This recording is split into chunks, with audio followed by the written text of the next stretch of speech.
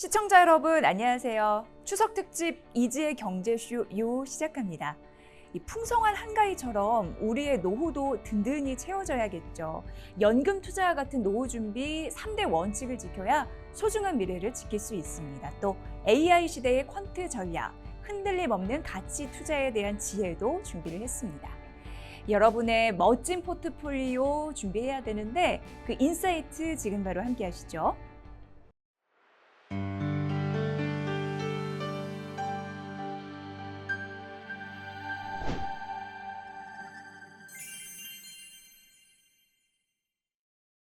오늘은 가치 투자의 대가 이채원 의장님을 모셨는데요. 직접 모신 만큼 가치 투자가 무엇인지, 가치주가 무엇인지 좀 설명을 듣도록 하겠습니다. 의장님, 요님들에게 좀 친절한 설명을 부탁드릴게요. 예, 네. 그렇습니다. 가치 투자 시장에 오해가 있는 게 이제 가치주, 성장주 이렇게 대비시키는 게 가장 큰 오해고, 이제 가치 투자와 가치주는 조금 다른 개념인 거고요. 예. 근데 가치주는 한마디로 말씀드리면 이제 저평가된 기업은 다 이제 가치주라고 얘기를 할 수 있는 거거든요. 예. 근데 그렇게 얘기를 하면은 그럼 내가 가진 주식은 이제 무가치주냐 이렇게 주장을 하시기 때문에 예. 가치를 평가할 때 이렇게 세 가지 요소를 씁니다. 자산 가치, 수익 가치, 성장 가치. 각각 과거, 현재, 미래를 의미하는 거거든요. 과거에 벌어들인 이제 자산이 내재돼 있는 거고, 자산 가치, 안정성을 의미를 하는 거고, 네. 수익 가치는 현재 얼마나 벌고 어떻게 버느냐가 중요한 거고, 이제 앞으로 벌 돈, 미래 가치, 이제 성장 가치라고 볼 수가 있는데요. 근데 때로는 보면은 이제 환경에 따라서 자산 가치를 추구할 때도 있고, 또 수익 가치를 추구할 때도 있고, 또는 성장 가치를 추구할 때도 있는 거죠. 네. 지금 상황은 주로 이제 성장 가치를 많이 추구하는 시장이라고 볼 수가 있고, 근데 좋은 성장주를 아무도 쳐다보지 않을 때 낮은 가격에 저평가되어 있을 때 매수를 해서 매도를 하는 건 훌륭한 가치 투자죠. 성장주를 사는 거는 이제 뭐 모멘텀이고, 예. 뭐 어떤 전통 가치주, PBR이 낮고 PER이 낮은 주식을 사는 건 가치 투자다. 이건 전혀 잘못된 거고. 그래서 항상 이제 우리가 조심해야 될 거는 각각의 취향이나 성향에 따라서 추구하는 목표가 다르기 때문에 어떠한 투자도 내재 가치보다 저평가되어 있는 주식에 투자하는 건 그건 가치 투자다. 예. 그게 바이오가 됐든 기술주가 됐든 단지 우리가 이해하기 어려운 잘 모르는 산업에 투자하기 싫으니까 저희가 바이오나 기술주는 잘 모르니까 시간이 많이 걸리고 그래서 좀 알기 쉬운 뭐 소비재나 이런 쪽에 투자를 많이 해서 그런 오해가 생기는 것 같아요. 근데 본질적으로 가치 투자는 모멘텀 투자랑 반대되는 거예요.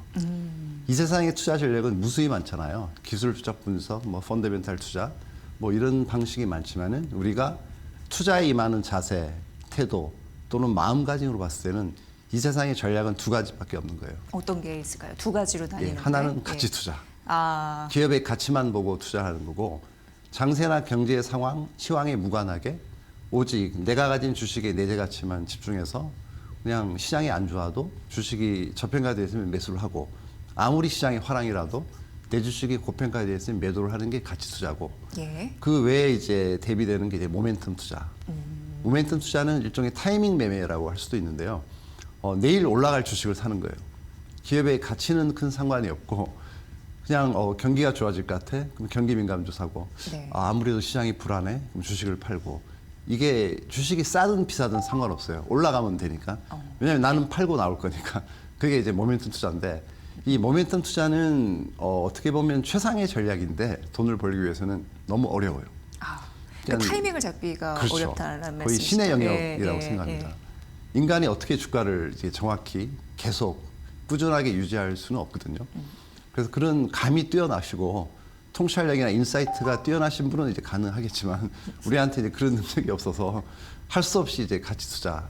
왜냐하면 우리는 돈을 잃기 싫으니까. 그렇죠. 예. 그런 게 큰 차이점이라고 볼 수 있을 것 같아요. 그러니까 많은 분들이 가치주의 반대말은 성장주의다 이렇게 생각하시면 예, 완전히 오해인 예. 거네요. 그렇습니다. 그러니까 성장주 안에서도 가치주가 있기 마련이고, 그렇습니다. 예, 예. 가치주의 반대말은 모멘텀 투자다라고 보여지고, 모멘텀 투자를 이렇게 쳐보면 어떤 게 나오냐면 추세적으로 상승하는 종목을 잡는 거다 예, 이런 예. 식으로 설명이 되는데 그렇게 설명해도 맞는 건가요? 뭐 그것도 그렇고 어떤 재료, 예. 테마 같은 거 있잖아요. 예, 지금 말씀해 주신 어떤 앞서서. 테마가 나왔을 때 그 테마에 관련된 주식을 어떤 시나리오 뭐 그런 거에 위주로 이제 투자하는 거죠.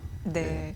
왜 이런 말씀을 드리냐면 그러니까 주식 시장을 바라보는 많은 투자자분들이 모멘텀 투자하시는 분들은 예. 왠지 가치 투자가 지루해 이렇게 생각하시는 분들도 간혹 계시거든요. 그렇습니다. 예. 근데 이채원 회장님께서는 가치 투자의 1세대이시잖아요. 거의 예. 아버지 역할을 지금까지 해오셨는데 그 수많은 대중들 그리고 고객들을 이해시키는 데 노력을 해오셨을 것 같아요. 예. 어떻게 그렇게 해오셨는지도 궁금했습니다. 이해는 불가능합니다. 철학을 공유할 수 있는 분에게만 권유를 하는 게 맞고 예. 이게 워렌 버핏도 얘기했지만은 1초 만에 이해를 못하면 영원히 이해를 못한다. 이 가치 투자의 개념은 DNA를 타고나야 되는 거고 대박 나기보다는 돈을 잃지 않는 게 중요한 사람들이고 돈을 많이 벌기를 원하시는 분들은 이게 안 맞는 거예요. 네. 자기 몸에 맞아야 되는데 예. 맞지도 않는 투자 기법은 이제 아무나 할 수 있는 건 아니라고 생각해요.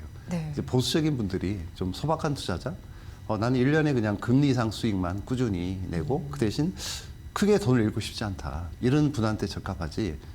그냥 돈을 난 깨져도 좋으니까 많이 벌고 싶다. 이런 분은 맞지 않는 거죠. 이 말을 들었을 때는 그러면 가치 투자의 길에 있어서는 어느 정도 성격도 많이 반영이 됐어야 된다라는 예. 생각이 드는데 맞습니다. 예. 의장님도 그런 성격의 바탕에 대해서 여기까지 길을 걸어오신 건지 궁금하네요. 갑자기. 예, 저는 완전히 그쪽입니다. 어릴 어떠신데요? 때부터 예. 그러니까 위험한 짓 하는 걸 너무 싫어했어요. 용돈을 300원을 받으면은 제가 세 군데 분산 보관했어요. 아기 때 어릴 때부터. 그래요. 예, 100원은 이쪽 후주머니에 넣고 100원은 안주머니에 넣고 심지어 100원은 뭐 비밀 주머니 만들어서 허리춤에 이렇게 옷핀으로 어머, 껴서 어머. 숨겨줄 정도로 철저하게. 예. 타고난 그 기질이 있으셨네요. 예, 그 돈을 잃는 게 너무 싫어가지고 제 돈을 잃는 것도 싫지만은 고객 돈 잃는 게 너무 싫어서 단 한 분의 고객도 뭐 마이너스가 나면 막 잠이 안 오고 네. 그런 성격이었어요. 왜 의장이 왜 그 수많은 투자의 규제들의 원칙을 보면은 첫째 돈을 잃지 마라, 두 번째 예. 돈을 잃지 말아야 한다는 걸 절대 잃지 마라라고 누가 얘기를 했던 벤저민 그레이엄. 그분이 가치 투자의 대가이시죠? 창시자입니다. 창시자. 예, 창시자고 현대증권학의 아버지시고 워렌 버핏의 스승으로 유명하신 분이죠. 예. 그럼 의장님도 어떻게 보면 투자의 하나의 스승이셨나요? 벤저민 그분이 그레이엄. 가장 큰 스승님이시죠. 어떤 영역에서 영감을 저희가 받으셨어요? 1세대라서 예. 어디서 강의도 못 받고 워렌 버핏은 그래도 이제 강의를 받으신 거잖아요. 네. 벤저민 그레이엄한테. 저희는 책으로밖에 배울 수가 없었고 그래서 벤저민 그레이엄 책을 읽고 버핏 책 읽고 그러니까 존 템플턴 경이라든지 피터 린치 이런 대가들 책을 읽으면서 공부를 하면서 습득을 하게 된 겁니다. 그게 언제 쪽이었었어요? 처음 사실, 입문하게 되었을 때가? 제가 동경사무소에서 예, 93년에서 95년 예. 2년 근무를 했었는데 그때 일본어로 된 그런 책을 많이 접했었고 본격적으로 이제 접한 거는 1997년도 그때 IMF 이제 외환위기 시절에 어려운 시절인데 지금 이제 가치투자자문회 그 대표로 계신 이제 박정구 대표님이 이제 1년 선배님 되시는데 네. 그분이 그 책을 이제 번역을 하셔가지고 한국판이 나온 거예요. 벤저민 그레이엄의 현명한 투자자라는 책인데. 현명한 투자자. 예.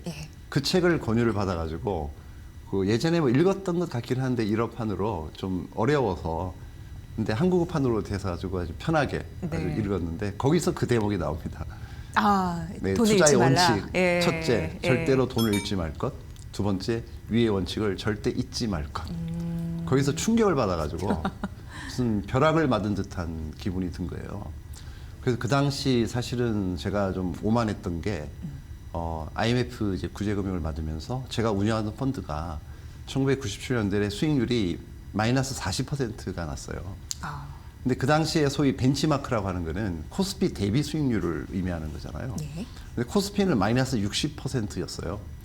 근데 코스피 대비는 플러스 20%인 거잖아요. 그렇죠. 저는 마이너스 제가 40이면 잘했다고 생각했어요. 실제로 그때 성과급을 회사에서 보너스를 받았고 네. 수익률 1등을 해가지고 사내에서 그래서 저는 이제 기고만장하고 있었는데 고객들 입장에서는 원금이 40% 깨진 거잖아요. 그때 많은 비난을 받고 그러다 보니까 생각해 보니까 입장을 바꿔보니까 그분들이 그때 주식형 펀드에 대한 것도 잘 모르실 때고 어쨌든 투자를 했는데 40% 손실이 났으니까 얼마나 가슴이 아픈 일이에요. 그 귀중한 돈인데. 그때 너무 이제 반성하고 후회하고 이래서는 안 되겠다. 라는 찰나에 그 책을 접해서 바로 이거다. 그래서 회사에다가 제안을 했어요. 예. 제가, 우리도 미국처럼 좀 가치 투자를 전문으로 하는 펀드를 한번 만들고 싶다. 그게 이상하게 흔쾌히 받아들여져 가지고 1998년 12월에 한국 최초의 가치 투자 전용 펀드가 나왔습니다. 아, 그게 98년도예요? 예, 98년도입니다. 그게 동원, 이채원, 밸류 1호 이래가지고 동원, 이채원, 밸류 밸류 1호 펀드가 이제 등장을 해서 예. 그게 국내 최초의 이제 가치주 펀드가 된 거였고요. 그러던 찰나에 이제 한 6개월 정도 수익률이 좋았는데, 99년에 닷컴 버블이 몰아치는 바람에 예. 99년 제가 9월까지 수익률이 9개월 수익률이 127%가 났어요. 예.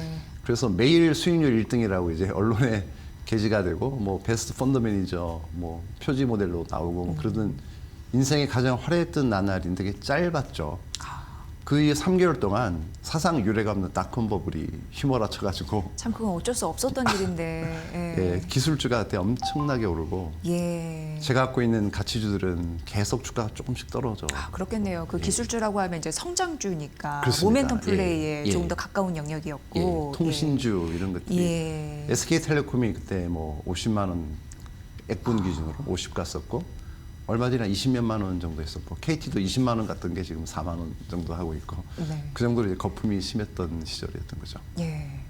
지금 이렇게 말씀 들어보면 가치 투자 같은 경우에는 돈을 잃지 않는 게 굉장히 중요하고, 근데 그건 예. 맞는 것 같아요. 주식 투자도 하다 보면은 돈을 막 잃게 되면 내가 괜히 주식했다고 그러면서 엄청 후회하시는 분들 많고, 그런 예. 의미에서 잃지 않는 게 중요하고, 말씀하셨다시피 금리 수준보다는 조금 높으면 된다라고 만족할 수 있는 분들이 여기 성향에는 맞다라고 말씀해 주셨는데, 그래도 가치 투자의 아버지로서 대가로서 시장에서 엄청 인정을 받는 이유는 엄청난 수익률을 거둔 바가 있기 때문인데, 대표적인 성공 사례는 뭐라고 보세요?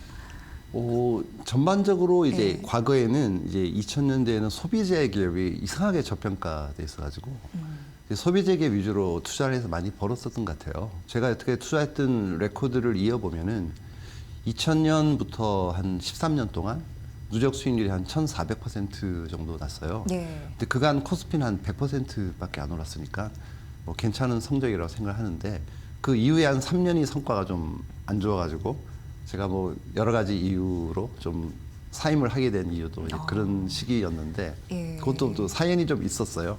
어쨌든 좀 어떤 거버넌스 문제 이런 거를 좀 소홀히 해가지고 밸류 트랩에 빠져서 네네. 그냥 싸다고만 주식을 샀는데 영원히 싼 거죠. 그러면 안 되는 거잖아요. 영원히 싼 거. 예. 기업이 변할 의지가 있고 어떤 좀 거버넌스 같은 게 좀 잘 정립이 된 기업에만 투자를 해야 되는데 주가가 원하지 않는 기업에 투자를 하다 보니까 주가 눌리는 느낌, 주식이 좀 그런 기업에 투자를 싸다고만 투자를 한 게 잘못이었던 거거든요. 근데 어쨌든 이제 그때 가장 기억에 남는 게 롯데 칠성입니다. 롯데 칠성이요. 예, 1999년 제가 힘들었던 시절. 예. 근데 롯데 칠성을 발견을 했는데, 물론 그 외에도 다 싼 주식이 많았지만 이 주식은 굉장히 좀 애정이 많이 남아있는 주식이었는데 주가가 한 10만 원 정도였어요. 99년에. 발견했을 당시요? 예, 10만 원의 주식이 너무 싼 거예요. 근데 10만 원일 때 시가총액이 뭐 1,몇백억 정도인데 그 전해에 이익이 600억 났었고 그 해에는 이제 800억 정도 났고 야. 그 다음에는 1,000억 정도 이익이 그- 막 늘은 구간이었거든요. 그 당시요. 예, 그 당시에. 예. 근데 그 회사가 서초동에 사이다 야적장을 부지를 가지고 있어요. 그게 약 11,700평 정도 되거든요. 어마어마한 가치를 지닌 땅이었는데 예. 그 당시 이제 시가총액이 1,몇백억인데 그 땅의 가치가 한 3,000억 정도. 그러니까 이거는 회사가 망해도 땅만 팔아도 그러네요. 그냥 남는, 도저히 이룰 수가 없는 가격인 거예요. PR도 그때는 1.3배, 4배 정도 수준이니까 세계에서 제일 싼 주식이다. 심지어는 이런 얘기까지 제가 할 정도로. 예. 그래서 그 주식을 막 소위 미친 듯이 주식을 사가지고 제가 한 1조 정도 운용을 할 때니까 물론 1조요? 예, 그 주식을 아무리 많이 사봤자 뭐 한 200억 샀을 텐데 네네. 전체 비중은 얼마 안 됐지만은 상장 주식에 제가 18.4%를 샀어요. 그때 이제 동훈 출신이 신고한 게 예. 예. 그때 당시 이제 신격호 회장님이 이제 17.8%인가 들고 있었으니까 왠지 전화 올 만도 한데요. 왜 이렇게 많이 갖고 있냐고 그러면서. 저희가 최대 주주였습니다. 오, 예. 예. 예. 예. 예. 근데 10만 원에 샀는데 주식이 계속 떨어지는 거예요.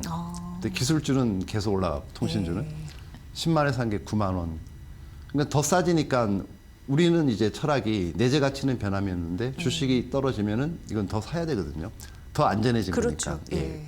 최소 가치가 30인데 10만 원도 싼데 이제 9만 원 돼 버리니까 더 네. 샀죠. 근데 이게 며칠 있다 또 8만 원까지 가는 거예요. 네.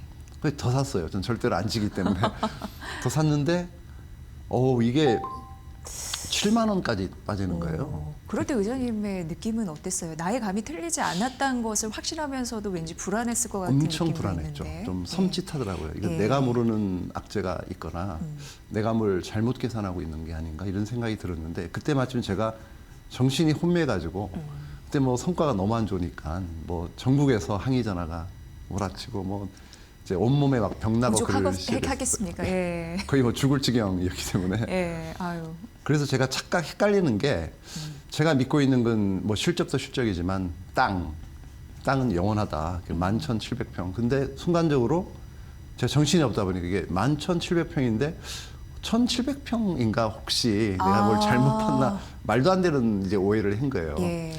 그래서 너무 걱정이 돼가지고 여의도에서 택시 타고 바로 서초동에 가서 땅을 직접 확인했어요. 다시 봤더니 이제 끝없이 넓은 10,000평이 맞는 거예요. 예. 그래서 그 부동산 쪽에 확인을 해보니까 임장도 다녀오시고. 예. 평당 3,4천만 원이니까 3,4천억 정도 가치는 있다. 근데 시가총액은 이미 1,000억대로 떨어져 버리고 예.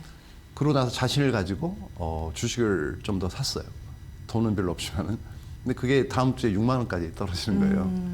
아. 그래서 제가 질 수 없기 때문에 천주라도 살려고 증권사에 그때 전화 주문하던 시절이니까 전화해서 6만 원에 뭐 천주 매수 주문을 내려고 하다가 결국은 수화기를 내려놨어요. 아. 못 샀어요. 거기서는 굴복을 할 수밖에 샀어요. 없는. 예.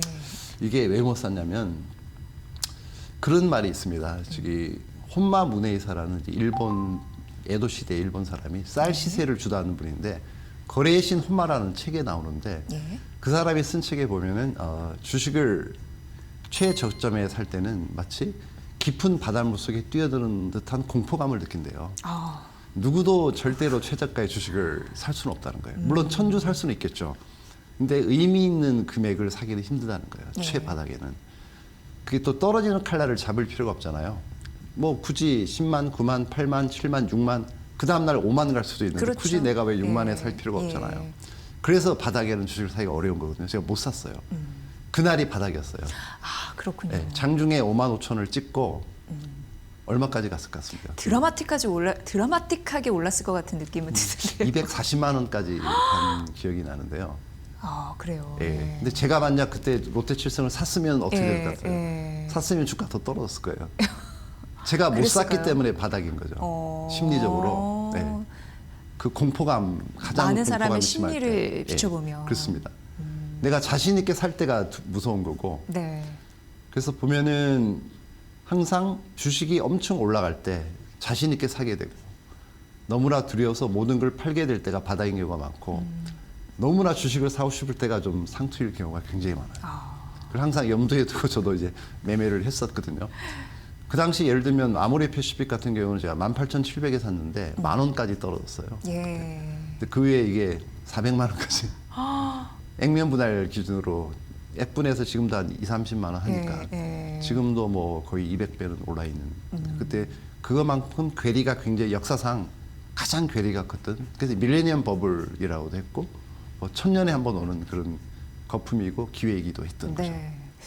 참 그런 거 보면 의장님 그 가치 투자 인생의 삶을 그 되돌아보면 천당과 지옥을 오고 가는 경우가 꽤 있었다라는 생각도 예. 들고 그럼에도 불구하고 지지 않은 열정으로 여기까지 달려오셨구나라는 것도 이 짧은 시간 안에 좀 느낄 수 있는 바예요. 그리고 예. 가치주, 뭐 가치 투자 이렇게 생각을 해보면은 왜 많은 사람들이 그런 얘기를 하잖아요. 저평가를 발굴하는 것도 중요하지만 예. 왜 저평가인지 그 이유가 있을 것이다. 그렇죠. 그거를 해결해내는 사람이 가치 예. 투자를 이끌어가는 분이 아닐까라는 생각도 맞습니다. 하고 맞습니다. 저는 또 하나 굉장히 긍정적이게 발견한 게 예. 최근 주식시장을 볼 때도 약간 그런 전략이 통하는 것 같은데 그 기업도 중요하지만 예. 그 기업이 소유한 부지도 함께 봐야 된다. 이거 굉장히 중요한 팁 중에 하나겠네요. 예, 세 가지 가치 중에 하나이기 예. 때문에 자산 예. 가치, 수익 가치, 성장 가치. 그 주식이 저평가되어 있는 거 이제 이유가 다 있겠지만은 저희가 이제 하는 게 가격과 가치의 괴리를 취하는 게 이제 가치 투자거든요. 네. 헐값에 사서 제값 받고 팔자 뭐 이런 개념이니까. 근데 주식이 보통 보면은 예를 들면 어떤 기업의 내재 가치가 실제 가치가 3만 원이다. 근데 왠지 모르게 이제 만 원에 거래될 때 이때 사야 되는 건데. 그러니까요. 근데 왠지 모를 때 사야 되는 거지. 이유가 있어서 만 원에 거래될 때는 사면 안 돼요. 근데 이유라는 게 그 쓸데없는 이유 있잖아요. 뭐 펀더멘탈 외적인 요인들, 수급, 외국인이 팔아서, 뭐 연기금이 팔아서, 아니면 알려지지 않아서, 일시적인 기업 실적의 악화, 뭐 시장의 유행, 뭐 패션에 반해서 움직일 때, 오. 이럴 때거든요. 근데 펀더멘탈 외적인 이유들이잖아요. 이런 것들이 뭐 대중의 무관심, 편견, 그렇죠. 뭐 이런 예. 것들. 근데 정말로 회사가 나빠져서 실적이 안 좋아지고 정말 미래가 불확실할 때 그런 걸 사는 것은 가치 투자가 아닌 거죠. 아. 예, 현재 가치는 이렇지만은 이 기업의 미래가 너무 암울한 기업은 사면 안 돼요. 네. 근데 성장도 하고 이익도 나고 뭐 잘 하는데 뭐 테마가 아니라서 못 오를 때 그럴 때가 이제 저로야 이제 매수 찬스가 되는 겁니다. 네. 의장님, 지금 이 시점에서 지금 어떻게 보면 올해 한국 수익률은 꽤 괜찮거든요. 주요국에 비해서. 상당히 괜찮죠. 작년은 어마무시하게 떨어졌잖아요. 많이 그렇습니다. 떨어졌는데 그런 예. 거에 비해 상대적으로 괜찮은데 그렇다면 지금 이 타이밍에 주식시장에서 바라볼 때 예. 가치 투자 접근으로는 어떠한 섹터나 뭐 종목들이 괜찮은지 투자 팁을 알려주시면 좋을 것 같습니다. 예. 사실 여전히 보면은 이제 과거 오랜 기간 동안 좀 어떤 디플레이션, 저금리가 오래 갔었잖아요. 오래 가는 바람에 이제 어떻게 보면 좀 성장성이 높은 기업들이 각광을 많이 받아왔었고, 그래서 테마주가 많이 활약을 했었는데 이게 180도 환경이 바뀌었어요. 이제는 이제 과거에 비해서는 이제 고금리, 인플레이션, 물론 이제 장기적으로는 중금리, 중물가 수준으로 떨어지겠지만은 어쨌든 과거랑 환경이 너무 바뀌어서 지금은 어떻게 보면은 뭔가 새로운 사업을 하기에 유리했었다. 과거 10년을 돌이켜 보면은 어떤 새로운 기술을 가지고 성장하기에 자금 조달도 아주 쉬웠고 예. 거의 뭐 나스닥에 상장시키면 쉽게 또 자금도 조달을 했었고 IPO도 잘 됐었고 금리가 워낙 싸니까 아주 싸게 자금을 조달해서 물가는 계속 떨어지잖아요. 예. 그러니까 경쟁사보다 더 좋은 가격에 좋은 부지에 기지를 설립을 할 수가 있었고 공장을 지을 수가 있었는데 지금은 뭐 그러게 거의 불가능해져서 그렇죠. 지금은 어떻게 보면은 차입금이 없고 금리가 많이 올랐으니까 현금을 많이 들고 있으면서 좋은 부지, 좋은 설비, 좋은 공장, 좋은 인력을 이미 갖고 있는 어떤 전통 강자들, 좀 오래된 기업들, 네. 그러니까 우량 가치주들의 시대가 조만간 도래하지 않을까 이런 기대를 하고 있기 때문에 이런 카테고리에 맞는 이제 업종을 떠나서 이제 모든 업종이 오르고 떨어지기는 좀 어려울 것 같아요, 이제는. 예. 이제 난도가 높아집니다, 지금은. 난이도가요? 예, 난이도가. 미국 주식이 굉장히 좋았지만 이제는 미국 주식이 다 오르는 게 아니고 굉장히 이제 종목을 선정하기가 어려워지는 국면에 온 거고 국내도 이제 예를 들면 바이오가 올라도 모든 바이오가 오르는 게 아니고 골라서 오르고 뭐 KBT가 됐든 뭐 방산이 됐든 뭐가 됐든 간에 그 중에서도 정말 좋은 기업만 올라가거든요. 그래서 일단은 업종보다 종목이 더 중요하다 말씀을 먼저 드리고 싶고 예. 저희가 업종으로 봐서는 여전히 뭐 최근에 꽤 오르긴 했지만 금융업종 쪽이 여전히 좀 저평가돼 있다고 생각하고 있고 그다음에 수출 비중이 높은 기업들 그리고 또 음식료라든지 뭐 이런 KBT 쪽에서 수출 비중이 높고 그다음에 저평가돼 있는 기업들 그러니까 모든 게 다 되려면은 이제 거버넌스도 좋고 그다음에 이제 어떤 질적인 부분들 그러니까 비즈니스 모델도 좋으면서 수출도 잘 되고 PBR도 적당히 낮으면서 PER이 특히 낮은 기업들 지금 보면 PER이 4-5배 정도 되는 기업들이 굉장히 많아요. 예. 배당 수익률도 뭐 한 6-7% 나오고 그게 힌트네요. PER 4-5배에서 배당 수익률 배당 한 6-7% 6, 7% 나오고 정도 나오는. 그러면서 예. 성장하는 기업들 이제 돈을 잘 버는 기업들 있잖아요. 최소한 향후 2-3년간 전망이 어둡지 않고 예. 잘 조금씩 성장하고 있는 기업들이 있거든요. 이 카테고리가 제일 저평가되어 있는 것 같아요. 이런 종목들이 꽤 군을 이뤄서 꽤 많이 존재를 하거든요. 예. 근데 그런 쪽에서 이제 일단은 골라보시면 제일 좋지 않을까 싶은 생각이 들어요. 요즘 뭐 한국 경제 보면은 수출도 부진하고 내수도 별로 안 좋고 예. 그리고 미국 쪽에서 워낙 미국 우선주의 정책을 펼치기 때문에 또 트럼프 관세 예. 정책도 기업이 굉장히 힘들어하는데 예. 말씀 들어보면은 뭐 한국 주식시장의 전체적인 분위기나 업종도 뭐 중요하지만 결국 예. 가치 투자는 종목, 기업을 봐야 된다 이런 느낌이 들거든요. 맞나요? 맞습니다. 예. 예, 그렇게 투자를 해야 되는 거고 예. 가치 투자는 왠지 잃으면 안 되는 게 첫 번째 원칙이기 때문에 배당 예. 수익에도 정말 관심을 가져야 되는구나 이런 생각이 들거든요. 그렇죠. 어. 뭐 배당을 매년 7, 8% 주면 예. 뭐 10% 정도 손실이 나도 1년 기다리면 또 메워줄 수도 있고 그다음에 재원이 생기잖아요. 현금이 들어오니까 그 돈으로 우리가 주식을 더 살 수가 있으니까 장기적으로 보면 굉장히 좋은 전략이라고 볼 수 있어요. 네. 배당이 높다는 건 주식이 싸다는 거거든요. 배당 수익률이 10%인 기업이 2배 오르면 5가 되잖아요. 그럼 10일 때는 이게 어떤 여력이 예. 2배 오를 가능성도 있는 거예요. 좀 펀더멘탈만 좀 개선되면 여기 레벨업 될 수 있는 경우가 굉장히 많아요. 네. 그런 관점에서 보면은 그 한국 기업들의 위상이 좀 올라가는 시대를 예, 좀 예. 맞이하면은 가치 투자의 시대가 열릴 것 같다라는 생각이 듭니다. 맞습니다. 그게 예. 어떻게 보면은 뭐 한국 밸류업 예. 예, 그 저평가 계속 한국 증시는 받아왔잖아요. 여기서 해결되려고 하는 정책적인 노력이 무엇보다도 필요하지 않나라는 예. 느낌도 드는데요. 예. 그거에 대한 고민도 좀 상당하실 것 같아요. 그렇습니다. 예. 거의 3, 40년 된 것 같아요. 제가 지금 37년째인데 88년에 이 업에 들어와서 37년 내내 들은 게 코리아 디스카운트거든요. 어떤 뭐 사명감까지는 아니더라도 어떻게 하든 이 우리 세대에서 이걸 끝내야 된다. 예. 코리아 디스카운트를 그 전면 동의를 하고 있고요. 그래서 정부가 제시한 이제 아젠다가 이제 코리아 디스카운트를 없애겠다는 건데 그 아젠다만으로도 좀 큰 역할을 했다고 보고 네. 나머지 몫은 이제 우리가 해내야 된다. 이 모든 시장 참여자가 그렇게 생각을 하고 있고 단지 이제 지금 추세를 보면은 이제 좀 사실 뭐 정치적인 문제 때문에 동력이 좀 약화되고 있는 측면은 있는 거잖아요. 네. 이제 보면은 당국이나 이제 그 국힘이 내세우고 있는 거는 좀 세제 인센티브를 지원해서 좀 밸류업을 하겠다는 취지인 것 같고 민주당이 추진하고 있는 거는 이제 부스터 프로젝트라고 하잖아요. 거기는 이제 투자자 보호, 즉 이제 상법 개정을 좀 추진을 하고 있는 것 같아요. 예.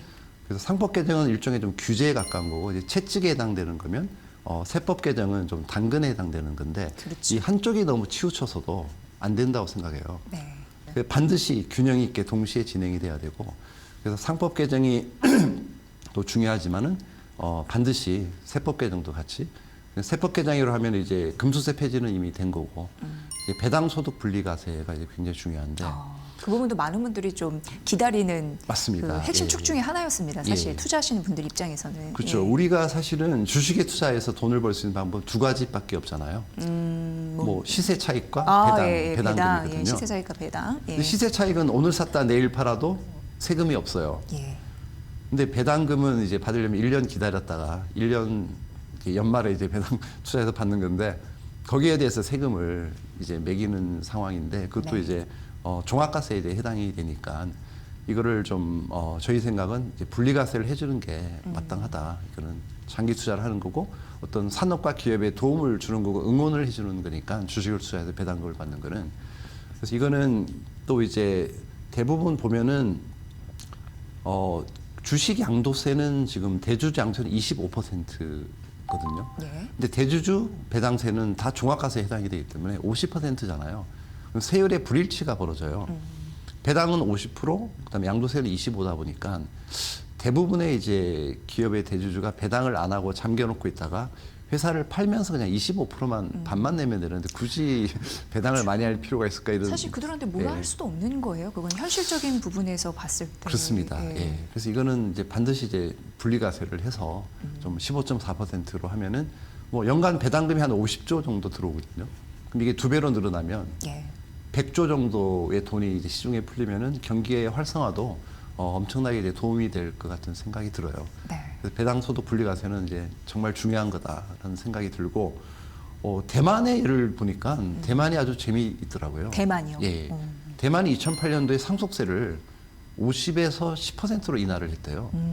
그리고 4년 뒤에 배당 소득 분리과세를 실시를 해가지고 네네. 원래는 거기도 50%인데 그걸 28로 내렸습니다. 많이 내린 것도 아닌데 예. 주가가 한 3배 올라가죠. 그 뒤로. 부럽네요. 예, 그 당시 우리 시총의 반밖에 안 됐는데 지금은 저희를 뛰어넘었고 그래서 이제 기업들이 이제 승계나 이런 데 신경 안 쓰고 경영에 전념하다 보니까 이제 TSMC 같은 기업이 탄생하게 된 배경이 아니었나 이렇게 또 뭐 얘기를 하는 사람들도 있어요. 심지어는.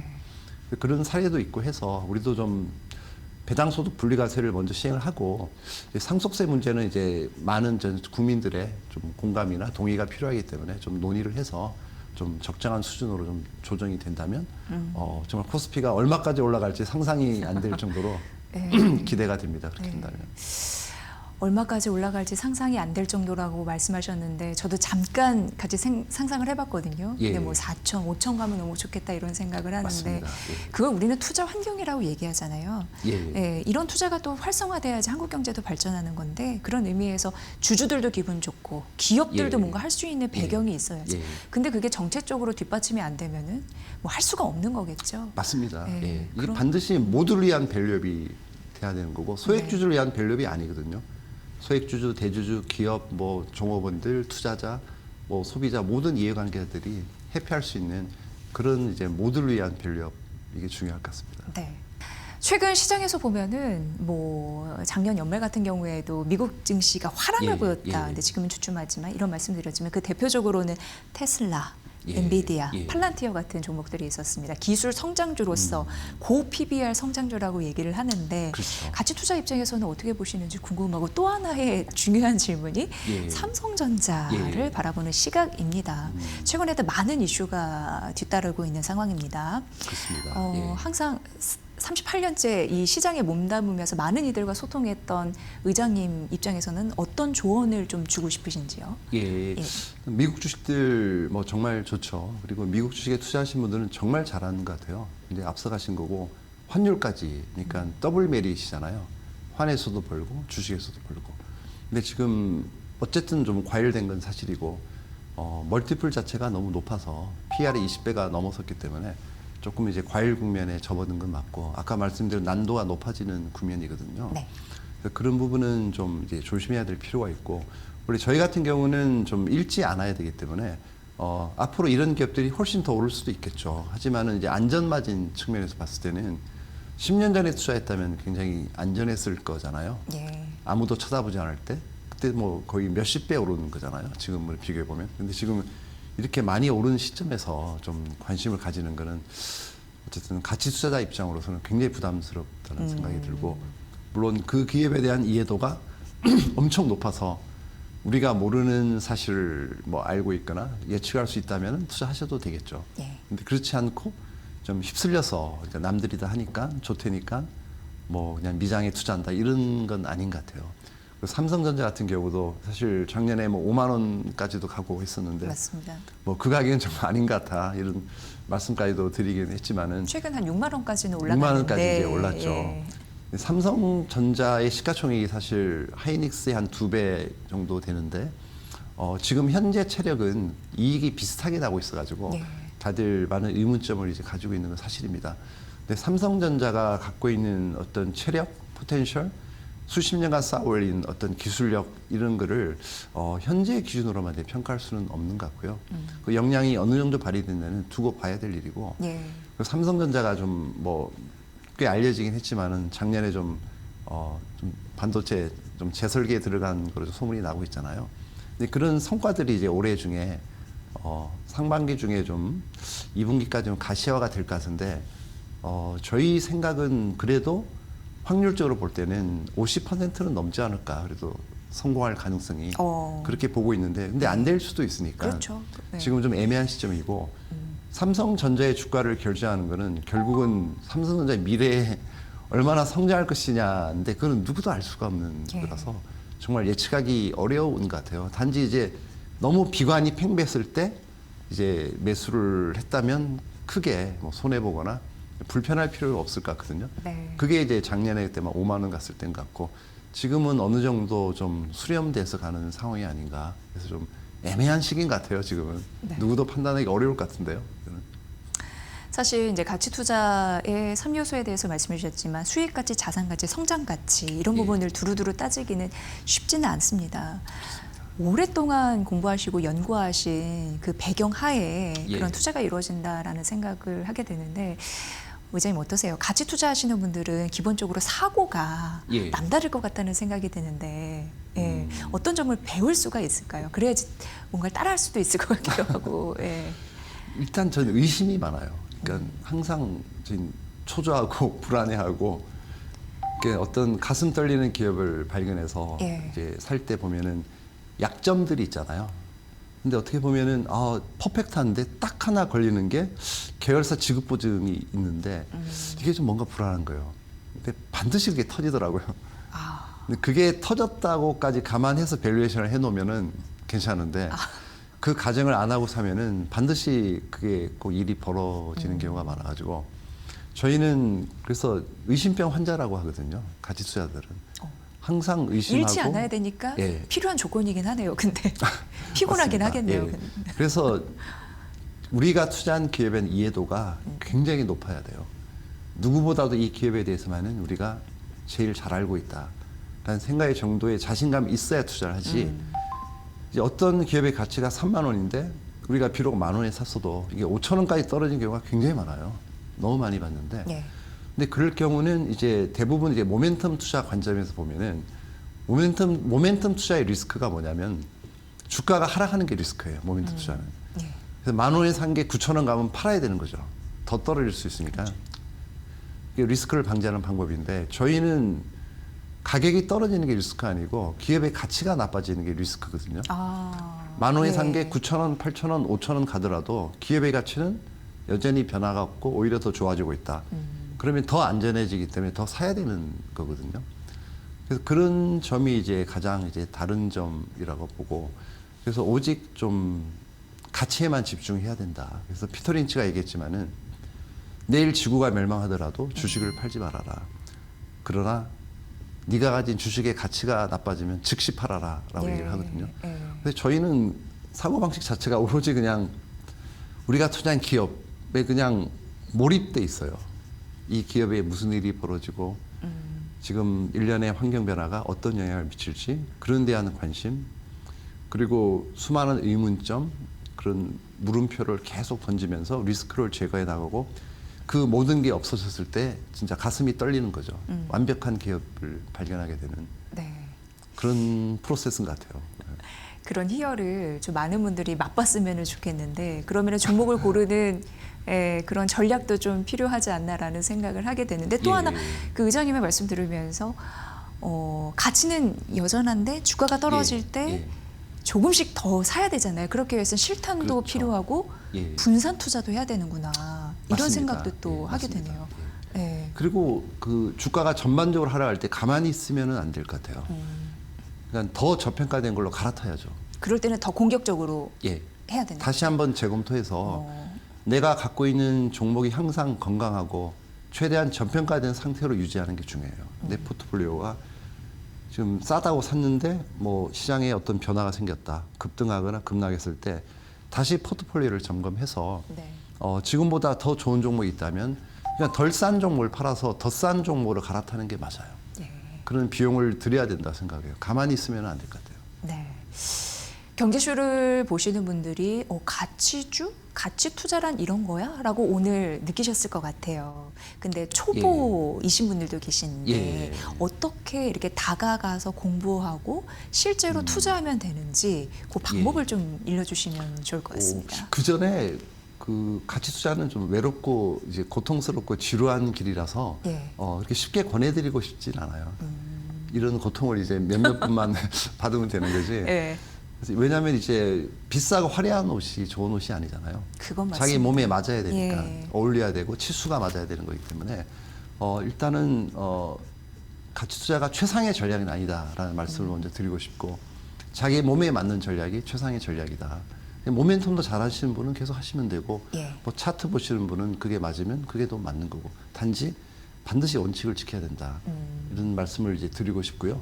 가치 투자에 대해서 조금 본인이 좀 맞을 것 같아라는 생각이 있으시면은 책으로 공부할 수밖에 없습니다. 책으로요? 결국은 대가들의 발자취를 잘 밟아가면서 그거를 좀 받아들이는 게 가장 좋은 방법이고 그래서 뭐 벤저민 그레임의 현명한 투자자라든지 워렌 버핏, 그다음에 피터 린치, 뭐 그 외에 뭐 존 템플턴 경 같은 분들 있잖아요. 네. 네, 벤저민 그레엄 같은 경우는 이제 주로 어떤 좀 정량적인 부분에 좀 많이 투자하셨고, 네. 그래서 자산 가치, 뭐 현금 이런 걸 많이 보셨고, 워렌 버핏은 이제 주로 미래 가치를 많이 봤어요. 그러니까 성장도 많이 보셨고, 그 어떤 비즈니스 모델을 중시하고 그 비즈니스 모델이 없어질 때까지 향후 이게 벌어질 수익을 현가로 할인하는 방법으로 이제 코카콜라 이런 걸 투자를 네네. 많이 하셨거든요. 그런 부분에서 좀 다 다른 것 같은데, 그래서 이런 거를 접하면서 어떤 게 나한테 맞는지를 저는 배우는 게, 많이 책을 읽으셔야 돼요. 모멘텀 네. 투자 책도 읽으시고 기술적 분석도 읽으시고 적을 알아야 나를 안다 것도 있기 맞습니다. 때문에 네. 가치 투자에 관련된 책들도 많이 읽으셔서 뭔가 맞는 방식이 있으면 그거를 받아들이는 게 처음 시작하는 분한테는 제일 좋은 방법인 것 같아요. 네. 그리고 이채원의 가치 투자 책도 저도 오늘 이 쇼를 준비하기 위해서 읽어봤는데 너무 괜찮은 책이더라고요. 그렇습니다. 꼭 한번 여러분 읽어보시면 정말 도움이 되실 것 같습니다. 굉장히 심혈을 기울여서 쓰셨다라는 느낌이 드는데 예. 오늘 쇼의 내용도 상당 부분 예. 내용이 있으니까 참고로 해보시면 도움이 되실 것 같다라는 생각을 해보게 됩니다. 의장님, 사실 우리가 수많은 경쟁에 둘러싸여 있고 투자 예. 같은 경우에도 그 경쟁에서 이기는 거잖아요. 네, 그렇죠. 수익률 게임에서. 그렇죠. 근데 책 속에서 제가 봤나? 적성과 취향이 만나는 지점에서 예. 꽃을 피운다 이런 내용이 예. 있었습니다. 어쨌든 우리가 통찰력을 얻어야지 수익률 예. 게임에서 이길 수 있잖아요. 예. 의장님은 통찰력을 얻기 위해서 어떤 그 취미나 이런 게 있는지 궁금하고 우리 요님들에게도 좀 조언 말씀 부탁드리겠습니다. 제 방식은 좀 별로 도움이 안 되는 것 같고요. 저는 상상력을 중요하게 생각해요. 근데 그거 굉장히 투자의 스토리텔링에서 중요하지 않나요? 그래서 보면은 네. 이제 저희가 신규 펀드 매니저를 이제 채용을 할 때 면접을 볼 때나 이제 여러 가지를 보지만은 어쨌든 의지가 중요하고 예. 절대로 굽히지 않을 확고한 의지가 있어야 되고 열정이 정말 중요하고요. 그 다음에 이제 호기심, 상상력 이런 거를 가장 많이 보거든요. 네. 저는 좀 엉뚱한 얘기긴 하지만 무협지 같은 거를 이제 판타지 소설 이런 걸 좋아하다 보니까 상상력은 좀 풍부한 편인데 네. 이게 과연 이제 이게 투자에 도움이 됐었냐라고 물어보시면 그건 잘 모르겠어요. 그래도 그런 걸 읽으시면서 투자 스트레스에서 일정 부분 좀 벗어나는 역할도 하셨을 것 같아요. 그래서 삶의 밸런스 이런 느낌 있지 그렇죠. 않으셨나요? 도저히 뭐 어떻게 해도 안 될 때가 있으니까 네. 그때는 이제 기다릴 수밖에 없는데 그럴 때 이제 좀 많이 도움이 되고요. 다양한 이제 책을 접하는 수밖에 없습니다. 계속 거듭 강조드리지만 그게 가장 좋은 방법이고 뭐 인사이트나 통찰력 이런 거는 키우기가 쉽지는 저도 그런 게 부족해서 같이 투자를 하는 거지. 제가 이런 게 뛰어났으면 이제 모멘텀 투자를 했겠죠. 네. 그냥 방산주에 이제 타 방산주 샀다가 뭐 고점에 팔고 또 다른 거 샀다가 작년에는 뭐 배터리 주식 샀을 거고 이렇게 했을 텐데 그게 안 되니까 능력이 안 되니까 그걸 못 하니까 할 수 없이 가치 투자를 이제 하는 거기 때문에 그런 어떤 그런 능력을 키우기 위해서는 결국 뭐 대가들의 말씀을 많이 접하고 예. 그 행동 양식을 따라하면서 처음에는 이제 흉내내면서 카피하면서 자기만의 방식을 찾아내는 게 유일한 방법이 아닌가 싶어요. 주식시장은 뭐 기쁜 날도 있고 안 좋은 날도 있고 희망도 있고 절망도 있는데 예. 이제는 요님들 같은 경우에도요 투기가 아닌 안전한 투자를 하시는 그날이 왔으면 좋겠습니다.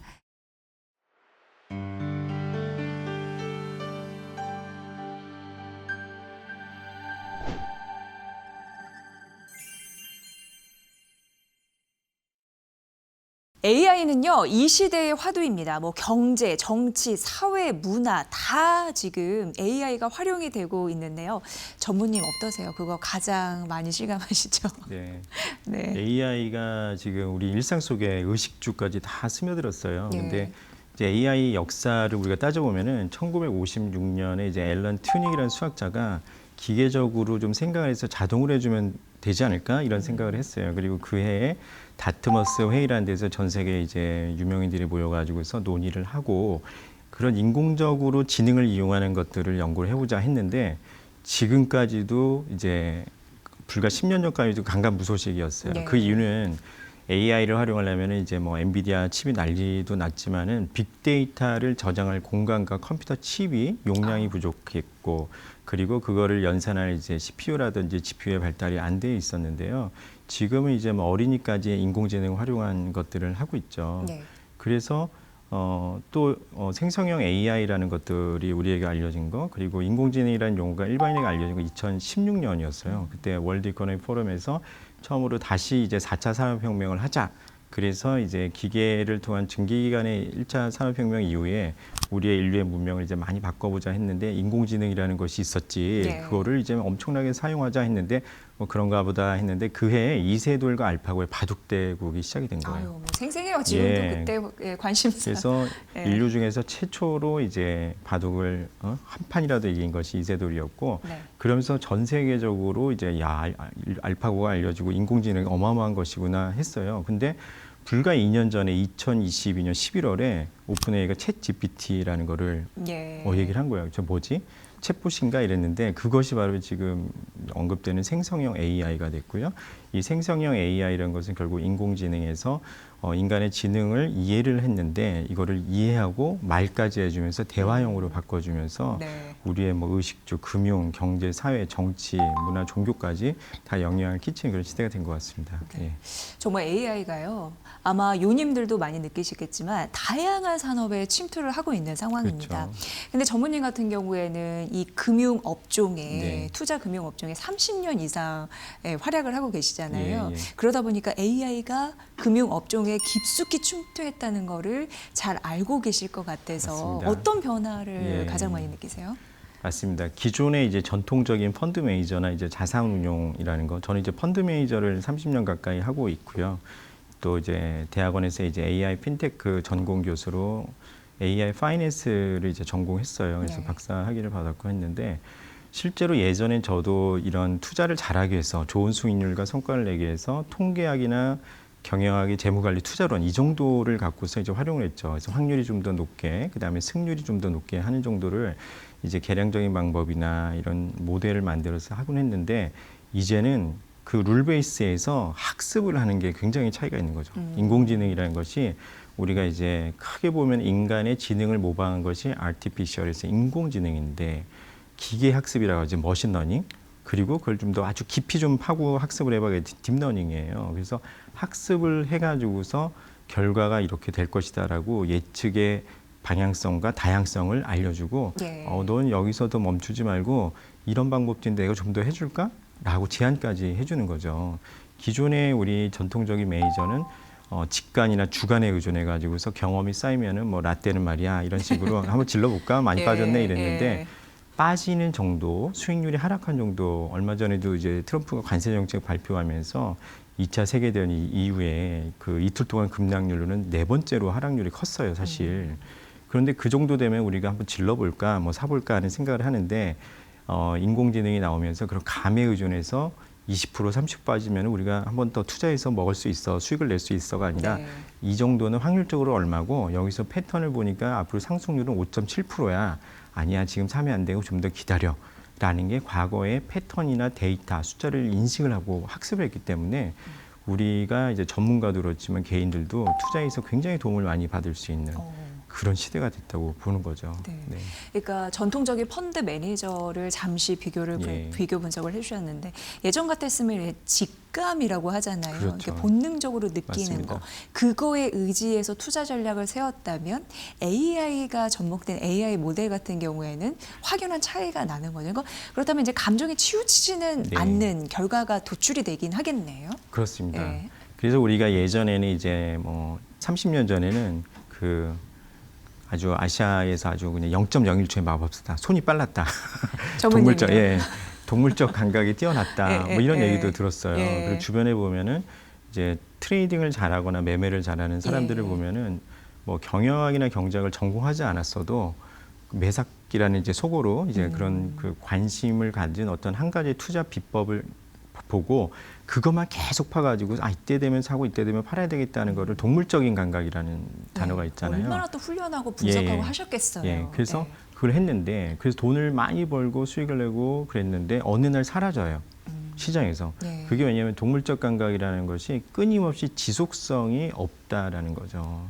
그래서 우리가 이제 이런 AI나 뭐 계량적인 모델을 통해서 학습하고 알고리즘이라는 용어 또는 모델이라는 것을 통해서 정형화를 합니다. 네. 정형을 하면요. 예. 그러면은 예전에는 우리가 할 수 있는 뭐 과거에 백테스트라든지 시뮬레이션이 뭐 적은 뭐 몇백 번, 몇천 번, 몇만 번이면 인공지능은 밤을 새면서 네. 수십만 번, 수백만 번, 수억 회를 해가지고 이렇게 네가 운용을 하면은 항상 일관되고 주관적인 성과를 낼 수 있어라고 추천까지 해주는 네. 그런 시대가 되니까 전통적인 펀드를 운용하는 전문가보다도 계속해서 지속적이고 일관되고 안정적인 성과를 낼 수 있다. 이렇게 설명드릴 수 있을 것 같아요. 네. 네.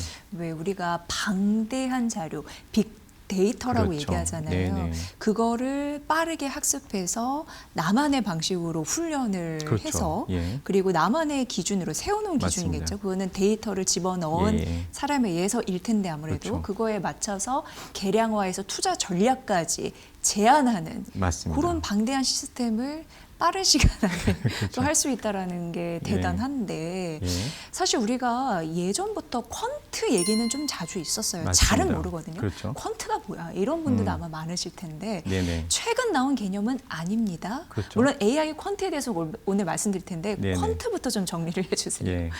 퀀트를 단어로 설명을 드리면 퀀터테이티브 어널리시스, 계량적인 분석이다라고 얘기하죠. 그래서 우리가 어떤 뭐 인문학적인 사고를 한다든지 보고서를 쓸 때 정성적인 리서치를 했냐, 정량적으로는 어떻게 생각해? 해서 정성적인 감정과 주관을 통해서 그렇죠. 판단하는 예. 거고 정량이라고 숫자와 데이터를 가져와라 이런 얘기죠. 그래서 우리가 이제 예를 들면 펀드 매니저 시장에서는 삼성전자 내 오를 것 같아 빠질 것 같으면은 정성적인 리서치라는 일반 전통적인 매니저는 한 2박 3일 떠들 것 같아요. 어떤 거를 예. 얘기를 해요? 그러면은 뭐 네. 실적이 이렇게 됐고 실적, 엔비디아가 전망. 뭐 반도체를 사주고 핸드폰도 뭐 새로운 신제품이 나서 엄청 팔리니 매출이 확대되고 이러니까 계속 사야 됩니다라고 하면서 수많은 스토리텔링을 하면서 얘기를 해줄 것 같아요. 그게 정성적인 리서치인데 정량적인 리서치 퀀트의 세계에서는 됐고 네. 숫자하고 데이터로 증명해봐. 과거에도 이랬을 때 수익률이 매출액이 몇 퍼센트 오르고 영업이익이나 순이익이 몇 퍼센트 움직이고 전년 동기 대비, 전 분기 대비, 전월 대비 했을 때 그 이후에 수익률의 추이가 어떻게 되는지 한번 분석을 해볼까? 네. 그랬을 때 우리가 얘기를 해야지 감으로 얘기하면 안 돼라고 하는 것이 바로 퀀트거든요. 그래서 모두에 말씀드린 대로 그 인간의 직관이나 주관을 굉장히 자제하고 배제까지 하면서 네. 어떤 그 정형화된 포뮬러를 통해서 계량적으로 모델을 만드는 것을 이제 퀀트라고 합니다. 네. 쉽게 한 번 더 설명을 드리면은 우리가 이제 흑백 요리사라고 있었잖아요. 그래서 예. 레시피를 만드는데 소금을 2g을 넣을 거야, 3g 넣을 거야, 4g 넣고 여기서 고춧가루를 뭐 7g, 8g 넣고 설탕을 넣을 거야 말 거야. 예. 이런 어떤 그 조미료의 선택의 문제와 양의 문제를 해결해서 똑같은 맛을 내야지 미슐랭 3스타 셰프가 되는 거나 마찬가지로 그러니까 우리의 퀀트라는 게 어렵지 않습니다. 우리가 알고 있는 것을 꾸준히 정량화해서 요리사가 바뀌어도 똑같은 맛을 낼 수 있는 거 그것도 퀀트가 되는 거고 옷이라든지 패션에서도 어떤 신체의 사이즈, 키와 몸무게를 넣으면은 뭐 지금은 큰 사이즈, 중, 소 이런 게 네네. 나오잖아요. 그런 것처럼 44 사이즈, 55 사이즈 있듯이 그런 것도 퀀트라고 볼 수가 있는 거예요. 예. 퀀트라고 하는 게 그러니까 실적 예를 들어서 그렇죠. 뭐 수급 맞아요. 네, 그거 외에 향후 뭐 주가를 반등시킬 모멘텀 이런 네네. 부분이 이제 재료라고 맞습니다. 생각하면 되고 예. 저 오늘의 약간 주인공 같은 느낌으로 AI 퀀트는 예. 이것도 지금 대단해 보이는데 예. 뭔가 한 차원 업그레이드 된 맞습니다. 거잖아요. 예. AI는 도대체 어떤 차별점, 경쟁력이 있는 건지 싶습니다. 가치주냐, 예. 성장주냐, 뭐 모멘텀이 있느냐, 그다음 뭐 배당주냐, 그다음 변동성이 높은 주식이냐, 낮은 주식이냐, 외국인이 사는 주식이냐, 그다음 개인이 사는 주식이냐, 기관이 사는 주식이냐 이렇게 얘기를 할 거예요. 네네네. 그러면 이제 어떤 그런 투자의 기준을 만들어서 하는 거를 팩터라고 합니다. 팩터. 예. 팩터라고 해서 매출액도 하나의 투자의 기준 팩터, 싱글 하나의 팩터. 그다음에 영업이익도, 순이익도. 아, 그게 다 그렇죠. 팩터예요. 팩터라고 하는 예, 거죠. 그러니까 예. 간장, 소금, 고춧가루가 다 하나의 팩터라고 하시면 이해가 예, 쉽겠죠. 예, 예. 근데 간장만 너무 중요하게 생각하면 짠맛이 날 것이고 예. 설탕만 너무 많이 넣으면은 단맛이 나니까 이런 수많은 투자의 기준을 조합해서 이 요리에는 간장을 안 넣어야 되겠어 라고 할 수 예. 있죠. 선택의 문제. 근데 어떤 요리에는 간장도 한 10g 넣고 고춧가루도 넣고 이제 비중 조절이 들어가는 거예요. 그러면은 내가 어떤 뭐 찌개를 끓일 때 최적화된 맛을 보통의 일반 대중들에게 유명한 프랜차이즈까지 설립할 수 있는 거죠.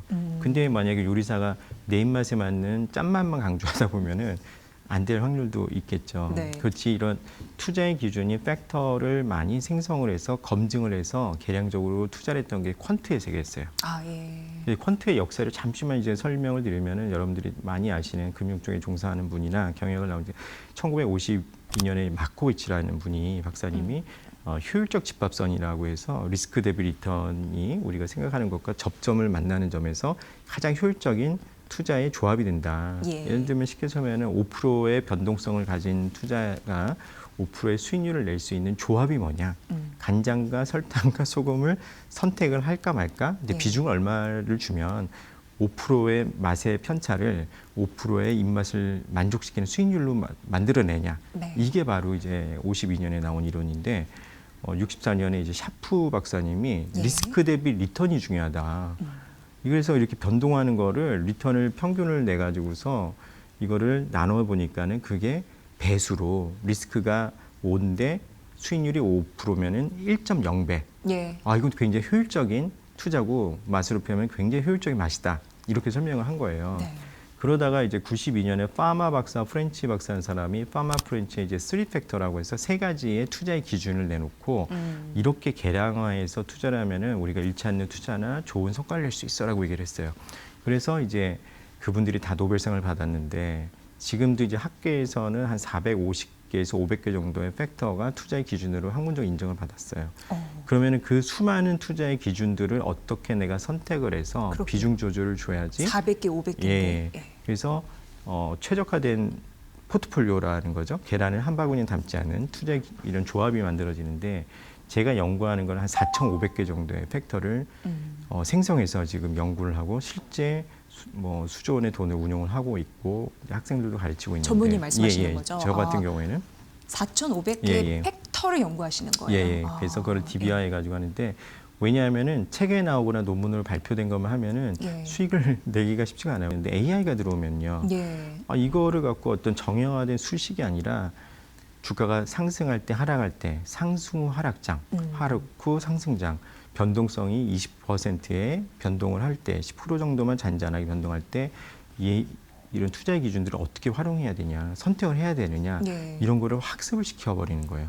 학습을 시키면은 이 인공지능 모델이 우리가 계량적으로 주관을 배제하고 투자했을 때 일관적인 성과가 난다고 했는데 더욱더 일도 픽업을 해주고 더욱더 안정적인 성과를 내는데 기여를 합니다. 그러니까는 이걸 안 쓸 이유가 없는 거죠. 예. 과거에는 이제 학문적으로 보면은 다 제로성 게임이다.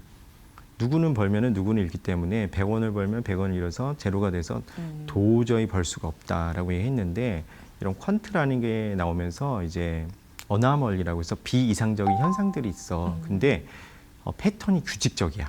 상승할 때 어떤 실적이 발표될 때 이럴 때 이것이 이용하면은 균일하게 항상 돈을 버는 확률이 70%, 80%도 나와. 예. 이런 거를 발굴해서 투자의 기준을 만들고 투자를 하는 거죠. 근데 AI가 나오니까는 그런 거를 좀 더 많이 학습을 시키고 아까도 이제 앵커님 말씀하신 것처럼 빅데이터, 빅이라는 게 뭐냐면은 데이터가 볼륨이 양이 많다는 거거든요. 예. 그다음에 속도가 빠르다는 거예요. 빅이라는 게. 그런 것들이 이제 빅데이터라고 해서 빅데이터의 V라고도 얘기를 하는데 이러한 것들이 이제 컴퓨터 기술이 발달하고 데이터 연산 속도가 빨라지니까 한 번에 다 넣고 학습을 시킵니다. 그래서 인공지능한테 수많은 이제 알고리즘이라고 하는데요. 그 모형을 계산하는 방식 이런 걸 통해서 데이터와 숫자를 학습을 시켜서 좋은 결과를 유출하는 겁니다. 그런데 요즘엔 생성형 AI가 나오니까는 기존에 우리가 알고 있던 퀀트나 AI는 숫자 공부를 했어요.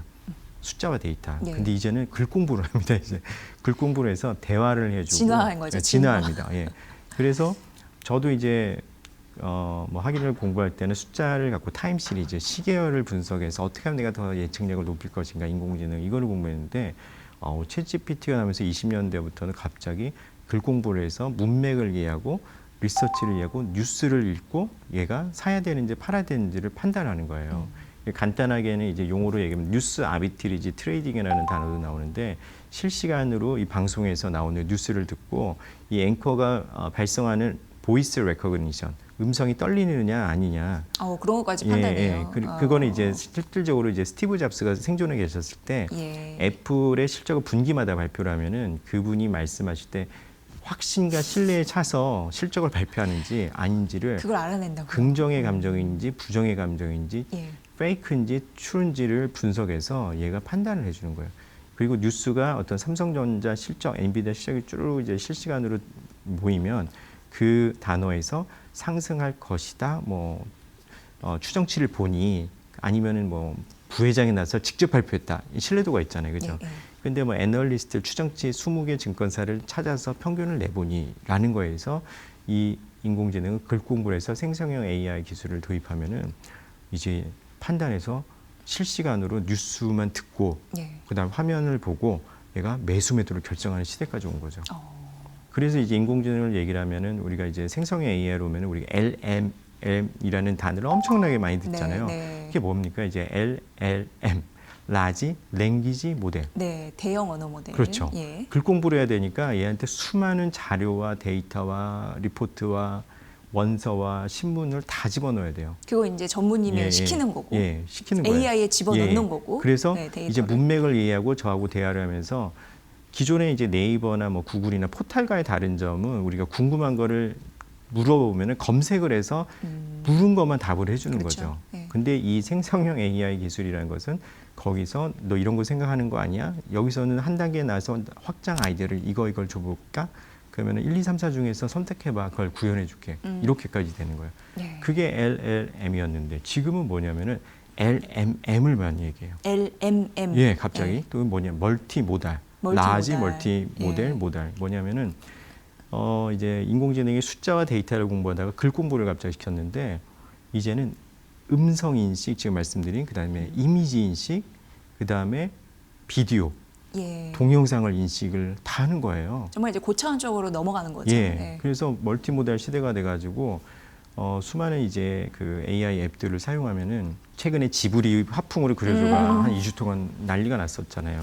네, 그래서 챗GPT가 예. 뭐 그냥 가입자가 확 늘었죠. 그것도. 제가 예. 만화를 배워가지고 학원에서 네. 지브리 풍을 그리려면 몇 달이 걸릴지 모르는데 네. 한 1분이면 얘가 생성을 다 해주는 시대가 됐고 그것을 4컷 만화로 만들어줘. 그리고 1분 30초짜리 동영상을 내가 뭐 태평양 어떤 외딴 섬에서 유유자적하게 요트를 타고 낚시를 하는 거를 동영상으로 만들어줘 하면 네. 그걸 다 해주는 거예요.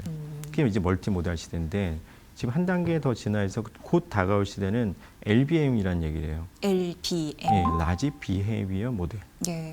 우리의 그건 행동, 뭘까요? 예. 예, 오감을 다 이용해서 움직임, 시각과 촉각과 이런 거를 얘가 느껴서 얘기를 한. 그래서 이제 AI 피지컬이라고도 하고요. 그 피지컬 예, AI가 예, 예. 바로 거기서 그렇죠. 나타난 거예요. 그래서 또 한 단계 지나면 이제 휴머노이드 얘기가 나는 거죠. 로봇이 나와서 로봇. 예. 이제 생각을 하고 얘가 글도 인식하고 음성 인식, 비디오 인식, 이미지를 인식하니까 우리의 삶을 굉장히 유용하게 해주겠다. 그래서 행동으로 보면은 이제 로봇이 대행을 해주는 거죠. 예. 그래서 글 공부하고 숫자 공부했던 것들은 이제 금융 데이터를 다루는 애널리스트, 펀드 매니저 잡을 많이 뺏어갈 것으로 생각이 되는 거고, 이런 휴머노이드가 나오면은 공장, 산업에서 현장에서 로봇이 돼서 노동자들의 자리를 뺏을 것이고, 또는 이제 집안에서 육아를 해주거나, 그죠? 그 다음에 이제 나이 드신 어른들은 이제 요양을 해주거나 이런 데 많이 쓸 거라는 거죠. 근데 네. 여기서도 중요한 게 AI의 기술의 확대 때문에 이것이 가능하다. 즉, 로봇이 움직이려면은 생각을 해야 되잖아요. 판단해야 되는데 통신 기술이 발달하면서 수많은 AI 데이터와 학습된 데이터를 갖고 통신을 통해서 인식을 하는 거죠. 그러니까 통신 기술이 발달했고 그리고 그 소프트웨어가 어딘가에 되어 있고 안 그러면 로봇이 이 컴퓨터 본체를 업고 다녀야 돼요. 예. 과거를 생각하면. 근데 이 뭐 엔비디아 반도체 칩 같은 거 작은 걸 통해서 수백 대의 컴퓨터 반도체에 들어갈 양이 들어오고 이게 안 들어가는 거 통신 기술을 통해 해결이 되고 그다음에 뭐 기계공학으로 관절의 움직임이나 이런 걸 느끼게 되는 거잖아요. 그래서 이런 AI 발전이 이런 식으로 지금 흘러가고 있다라고 저는 보고 있습니다. 네. 지금 금융 환경 업종 전반적으로 봤을 때 초개인화 이런 얘기 예, 많이 예, 예. 나오는데 앞으로 투자 전략도 그런 쪽으로 가능하다라고 또 생각이 돼요. 이런 말을 맞습니다. 들어보니까. 예, 예. 근데 다이렉트 인덱스 네, 뭐 그렇죠. 이런 개념도 있고 실제 맞습니다. 그 모델을 개발하셨다고 들었거든요. 개발했죠. 그러니까 저희 경제쇼에서 대단한 지금 전무님 그 업적 그런 부분을 좀 한번 새겨볼 필요가 있을 것 같아요. 어떻게 도움이 실제적으로 투자들에게 되는 건지 그거 좀 자세히 좀 설명 좀 부탁드리겠습니다. 좀 설명드리겠습니다.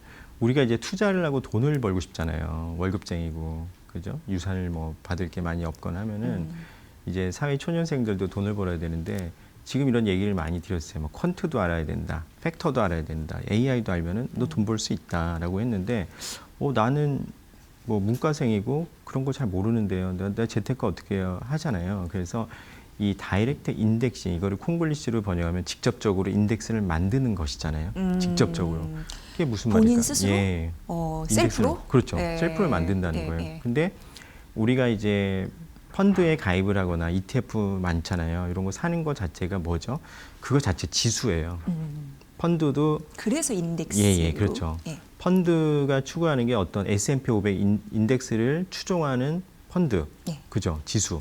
그리고 내가 가입하는 국내 주식형은 코스피보다 많이 벌어라. 코스피를 이겨라. 그러니까 코스피 주가 지수를 만든 것보다 더 많이 벌기를 원하는 거잖아요. 그래서 다이렉트 인덱싱은 이런 전문가들이 이 포트폴리오를 운용을 했던 거를 나는 배우지 못했는데 어떻게 하지 해서 초개인화 맞춤형 서비스가 가능한 솔루션이 다이렉트 인덱싱이고, 이것이 미국에서는 이제 코로나 때 시작이 됐어요. 그래서 그 PB들을 통해 가지고서 고객들의 자산을 운용을 해주면서 이제 제안을 해주는 건데, 그러면은 제가 만약에 S&P 500보다 더 많은 수익을 올릴 거를 요즘 AI가 뜨니까 AI 반도체 관련 주식만으로 날 짜고 싶어 할 거잖아요. 그러려면 데이터를 사야 되고, 뭐 최소한 엑셀이라도 하든지, 뭐 주판이나 계산기로 계산을 하든지, 종이 적어가지고서 뭐 이렇게 해가지고서 좋은 종목과 나쁜 종목을 선택하고, 좋은 종목을 생각하는 거는 더 많은 뭐 100만 원을 갖고 50만 원을 사고, 조금이라도 한번 담가보고 싶으면 5만 원이나 사가지고 뭐 5종목, 10종목을 사고 싶은데, 개인들이 이걸 하려면 데이터도 없고, 그거를 배분해주는 그 웨이팅을 해주는 기능도 없잖아요. 그래서 미국에서 이것이 이제 굉장히 활성화가 돼가지고 지금은 1000조가 됐어요. 4년 만에 그 시장이. 그 다이렉트 인덱싱이나 산업 자체가, 금융산업 자체가 금융산업이 활용하는 개인들의 그렇게 커졌어요. AUM 투자 금액이 1000조 정도까지 1000조요? 늘었고요. 계속 늘어나고 있는 상황이거든요. 그래서 저희 우리나라에서도 이거를 이제 2년 반 전에 이것이 ETF를 뛰어넘는 초개인화 시대의 상품이 되어있다. 왜 그런 말씀을 드리냐면은 우리 개인 투자자들이나 모든 분들이 이 금융시장에서 내가 돈을 벌기 위해서 투자하는 행위가 개별 종목을 제외하고는 모두 공급자 우위의 시장이라. 펀드도 그렇고요, 레버 카운트도 그렇고, ETF도 그렇고, 운용사나 증권사나 뭐 은행이 만든 상품을 내가 바꿀 방법이 없이 야 이거 되게 좋은 거야 사봐, ELS도 그렇고 이런 거잖아요. 그 매니저분들이 이제 이렇게 만들 거야, 그렇죠, 이 상품에 가입하십시오. 그러면 이제 그것 따라야 되는데 난 만약에 어떤 C라는 기업이 싫어요. 그래도 따라갈 수밖에 없는 거죠. 본인이 또 잘 모르고 이러니까. 기존에 우리는 수십 년 동안 100년 넘는 미국의 뭐 금융 역사를 봐도 공급자가 만든 금융 상품을 패키지로 샀던 거예요. 그죠? 근데 수요자 입장에서 내가 옷은 가서 이제 편집자 가서 이거 뭐 단추 좀 바꿔주세요, 지퍼 좀 바꿔주세요 할 수가 있잖아요. 근데 금융 상품은 그럴 방법이 없었는데 다이렉트 인덱싱이라는 게 솔루션이 나오니 어떻게 되냐면은 내가 S&P 500의 AI 관련주만 선택해서 짜줘 하면은 얘가 짜주는 거예요. 근데 아까도 말했지만은 이걸 살 거야 말 거야에 대한 판단, 그리고 비중을 줄 거야 말 거야도 귀찮으면은 시가총액 방식으로 단추만 누르면 돼요. 그걸 짜줘. 아니면 난 그냥 동일하게 이분하게 n분의 1로 해줘. 아니면 난 변동성이 높은 건 위험하니까 조금만 사고 변동성이 낮은 건 좀 더 많이 사는 식으로 최적화라는 거를 얘가 해주거든요. 지금 개인 투자자분들이 그런 항목을 이렇게 체크를 하면 그런 시스템이 만들어져서 그 결론이 나온다는 거죠. 맞습니다. 결과값이. 너무 신기하죠. 그래서 그거마저도 귀찮으신 분들이 있어요. 그러면은 그냥 워렌 버핏 따라하기, 피터 린치 따라하기를 가면은 그렇게 항목도 그렇게 많아요. 그런 것도 있어요. 그러면 스케일링을 해가지고서 워렌 버핏 따라하기 뭐 여기 항목에 9점 만점에 9점에 해당하는 종목, 그러면 이제 뭐 몇십 개가 나올 거고 8점, 7점 하면은 더 분산이 되잖아요. 그거를 할 수도 있고. 아. 그래서 근데 이제 테마가 굉장히 관심이 많잖아요. 유리기판, 네. 뭐 조선, 방산, 뭐 원자. 최근에 이제 알래스카 가스 때문에 LNG. LNG. 그러면 개인이 그 종목을 찾아서 검색하려면은 뭐 챗 GPT에 물어볼 수도 있지만 뭐 네이버나 구글 통해서 지금 핫한 종목 좀 찾으면 자기가 엄청나게 열심히 리서치를 해야 돼요. 예. 그래서 이런 거를 프리셋 사전에 세팅을 해놨어요. 오. 다이렉트인데 그래서 사전에 그러한 투자의 조합을 세팅해서 그냥 찍어. 너무 수익률은 얼마야? 스마트해졌다. 예. 그러면 제가 그냥 예. 클릭하고 아 이것도 귀찮으니까 나 그냥 500만 원 하면은 포트폴리오가 나와서 주문 딱 내가지고 돈도 벌 수 있는 예. 그게 바로 다이렉트 인덱스인 거예요. 아. 엄청난 장점들이 있어서 ETF도 좋지만은 어떻게 보면은 내가 그거를 공급자가 주는 거에서 내가 한 종목을 뺄 수가 없잖아요. 비중을 늘리고 줄이고. 근데 이거는 이제 플러스 마이너스 단추를 누르면은 종목의 비중이 늘고 줄고도 되고 네. 그냥 X 누르면 삭제도 되고 플러스면 다시 들어오고 네. 게임 같이 이렇게 할 수가 있는 아, 그런 솔루션이죠. 그러니까 제가 듣기로는 자신이 원하는 종목들만 맞습니다. 세팅이 가능하다라는 그렇죠. 네, 점인데 예, 예. 제가 여기서 드는 질문은 자신이 원하는 종목들이 괜찮아야지 되는 맞습니다, 거잖아요. 맞습니다. 이것도 느낌대로 가는 예, 거니까 예. 그건 AI가 그 모델 방식에 따라서 예. 골라준다는 거죠. 그런 그렇죠. 부분도. 그래서 개인이 원하는 것들을 찾아가지고서 예. 할 수 있게 해주고 뭐 주가 지수도 만들 수 있고 섹터도 할 수 있고 뭐 자동차만 갖고 해줘. 그러니까 예를 들면 그런 거예요. EPS 그러니까 S&P 500에 해당하는 종목 중에 뭐 매출액이 5%에서 10% 상승했고 네. 뭐 주가 대비 가치가 저평가가 1배에서 5배 된 종목을 7개만 찾아서 포트폴리오 짜줘 하면 딱 짜주는 거예요. 근데 그거를 제가 데이터를 살려면은 그거를 월로 한 몇십만 원을 내야 그러니까요. 되고 예. 그걸 또 다운로드 받아서 스크리닝을 하고 나름대로 머리를 굴려가지고 이거를 사야 돼, 팔아야 돼. 그럼 비중을 더 많이 줘야 돼. 얘는 100만 원, 얘는 50만 원 어떻게 결정하냐 이거죠. 네, 개인들이. 네. 근데 그러한 거를 엄청나게 도와준다. 그러면 결국은 개개인별로 모두가 펀드 매니저가 되는 시대가 온 거예요 이미. 네. 그래서 나도 펀드 매니저, 너도 펀드 매니저. 내 손 안에 펀드 매니저 하나 앱을 하나 깔고 그냥 클릭 한두 번만 하면은 돈을 벌 수 있는 그런 시대가 된 거고. 근데 그걸 통해서 이제 수익률도 좋은 것부터 나쁜 것까지 나오니까 오히려 이제 역발상으로 한 뭐 3달 동안에 마이너스 한 50%가 돼 있는 프리 세팅된 포트폴리오가 있으면은 네. 시장 상황을 봐서 뉴스나 이제 검색을 해야 되겠죠. 거기서 그거를 사면 되는 그런 것도 가능한 시대가 된 거죠. 예. 정말 AI 시대가 왔구나. 이걸 좀 실감을 합니다. 예, 예. 금융 시스템도 투자 전략도 이런 식으로 지금 바뀌고 그렇죠. 있구나라는 예, 예. 트렌드를 맞습니다. 오늘 경제쇼에서 또 요님들께 알려드리는 것 같은데 근데 투자 유의사항도 있을 것 같아요. 맞아요. 투자 유의사항이라는 예. 것은 항상 그런 것들이지만은 이제 투자를 얘가 권유를 한다거나 이런 건 아니고 정보 서비스가 되는 거죠. 이런 AI 솔루션이라는 것이 아직은 정보 서비스이기 때문에 그 본인의 이제 투자 성향이라든지 예. 감내할 수 있는 손실 금액이라든지 이런 것들은 좀 이해를 하시고 접근을 하셔야 된다는 걸 꼭 말씀드리고 싶어요. 네. 예.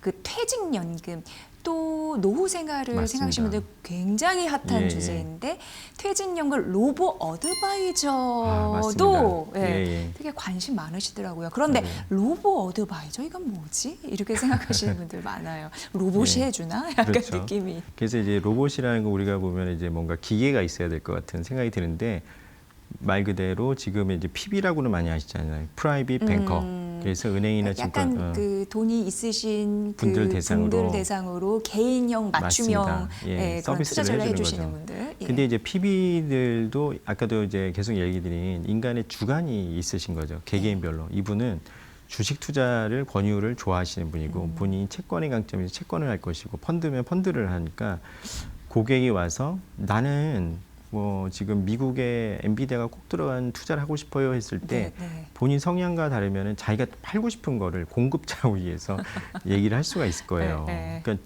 굉장히 소비자는 다양한 니즈가 있고 그런데 공급자가 주는 거를 살 수밖에 없잖아요. 그래서 나온 게 그럼 금융에서도 로봇이 사람을 대체하듯이 그런 PB들의 역할이나 펀드 매니저의 역할을 대체해서 어드바이저, 자문을 해주고 직접 운용을 해주는 그런 솔루션이 있지 않을까? 이게 바로 로보 어드바이저인 거예요. 아, 그렇군요. 투자 성향이라는 거를 처음에 리서치를 하게 돼 있어요. 로보 어드바이저. 다이렉트 인덱싱은 이 투자 성향이 아니라 백지에서도 그려볼 수 있고 워렌 버핏을 따라해봐. 누르기만 하면 돼요. 그리고 S&P 500, 나스닥 100만 갖고 뭐 IT로 짜줘 이게 되거든요. 근데 로보 어드바이저는 조금 다른 개념인데 다이렉트 인덱싱은 이제 롱온이라고 해서 디렉셔널 트레이딩, 그죠? 주식을 그냥 사는 것 쪽이 많은데 로보 어드바이저는 ETF를 많이 활용합니다. 그래서 다이렉트 인덱싱은 이제 개인이 초개인화 시대에 투자를 하니까 뭐 100만 원 정도의 계약 금액으로 할 수가 있거든요. 네. 그러니까 채권을 사기는 매우 어려워요. 아, 그렇죠. 예. 금액적으로 예. 최소 가입 금액이 좀 100만 원부터 할 수 있으니 채권 사려면 이제 뭐 몇 천만 원, 그죠? 몇 백만 원 되니까 나는 안정형으로 채권을 한 50만 원 사고 주식 50%에서 혼합으로 하고 싶어도 네. 그건 좀 아직은 이제 어려운 상황인데 로보 어드바이저라는 것은 이제 채권형 ETF, 예. 환율 ETF, 금은구리동 아연 니켈 ETF, 전 세계 주식 ETF, 테마 ETF들이 있어요. 그럼 이런 걸 통해서 자산 배분이라고 하죠. 주식 시장이 좋을 것 같아, 채권 시장이 좋을 것 같아, 뭐 원자재 시장이 좋을 것 같아 하면 큰 그림에서 매크로하게 자산 배분을 모델이 알고리즘이 합니다. 아, 주식은 40%, 뭐 채권은 뭐 38%, 원자재는 10%, 뭐 이런 식으로 100%를 만들고 현금은 얼마 남은 걸 해. 이러면은 거기에 맞춰서 이 로보 알고리즘이 아까 말씀 인공지능 기술이나 이런 개량화된 기법을 통해서 그러면 주식 시장이 40%를 채워야 되는데 한국 시장이 좋아? 미국 시장이 좋아? 유럽 시장이 좋아? 일본 시장이 좋아? 예. 한국 중에서도 코스피야 코스닥이야? 뭐 이런 식으로 판단을 하는 거예요.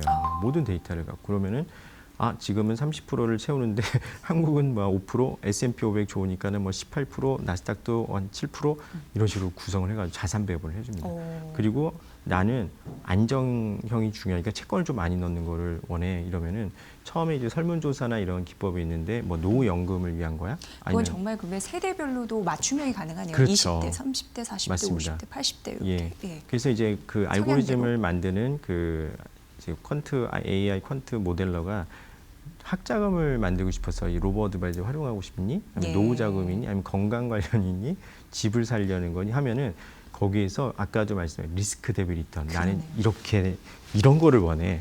나는 그냥 잘 자라게 원금을 지키면서 금리가 요즘에 한 2.9% 되더라고. 1년 정기예금. 그러면은 3.9%, 뭐 5.9, 뭐 7 이런 거를 원해. 이런 거예요. 로보 어드바이저. 그래서 얘는 미리 정형화된 수익과 위험 구조를 갖고 네. 그거를 내가 투자 성향, 위험을 선호하는 사람이냐 아니면 중립자냐 그렇겠네. 아니면 혼자 안정화하는 예. 사람이냐에 따라서 그거를 이렇게 매칭을 해줍니다.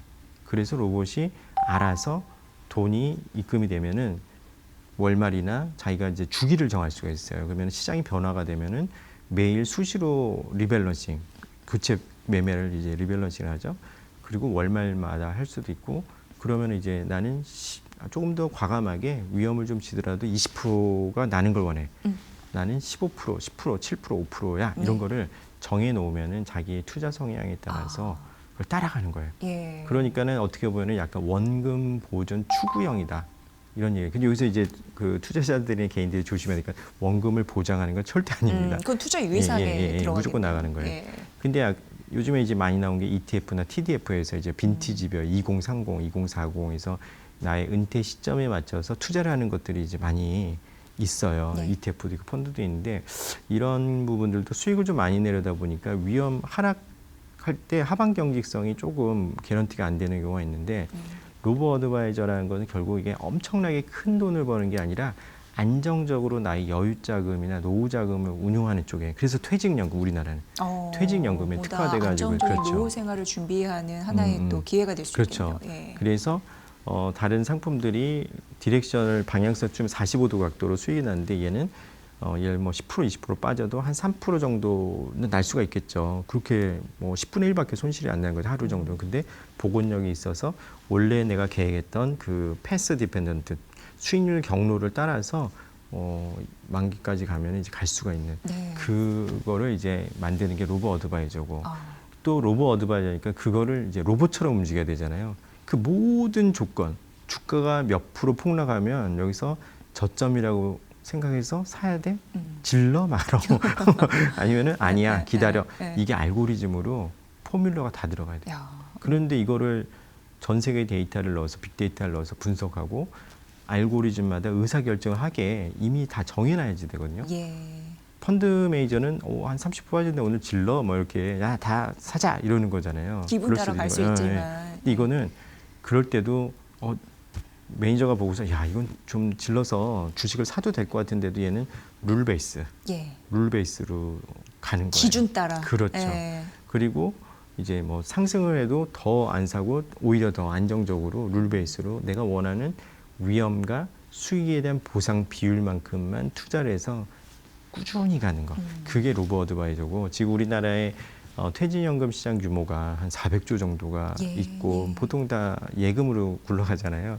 그래서 이제 로보 어드바이저 시장이 퇴직연금 쪽이 좀 활성화가 되면 이제 3월 말부터 판매가 은행권을 중심으로 그래요. 시작이 됐어요. 예. 그래서 우리 노후 자금도 좀 올해 더 3월이요. 예, 3월 말에 예. 은행권별로 이제 시작이 돼서 하나하나 나오고 있는데 증권사도 그렇고 그러면은 우리 삶이 좀 더 윤택한 노후를 준비하는 데 도움이 될 것 같고 네. 앞으로의 로보 어드바이저 시장은 이제 AI에 연관을 지으면은 좀 더 개별 주식이나 개별 뭐 원자재나 선물까지도 연결되는 그냥 비트코인, 예. 뭐 리플 이런 가상자산까지 엮어서 좀 더 다양한 수익 구조를 내는 상품으로 진화될 것이다. 그런 예상을 할 수가 네. 있습니다. 예. 정말 노후는 제일 중요한 게 돈을 잃지 말아야 되는 그렇죠. 거잖아요. 예. 그랬기 때문에 뭐 어쩔 수 없어요. 근데 예, 예.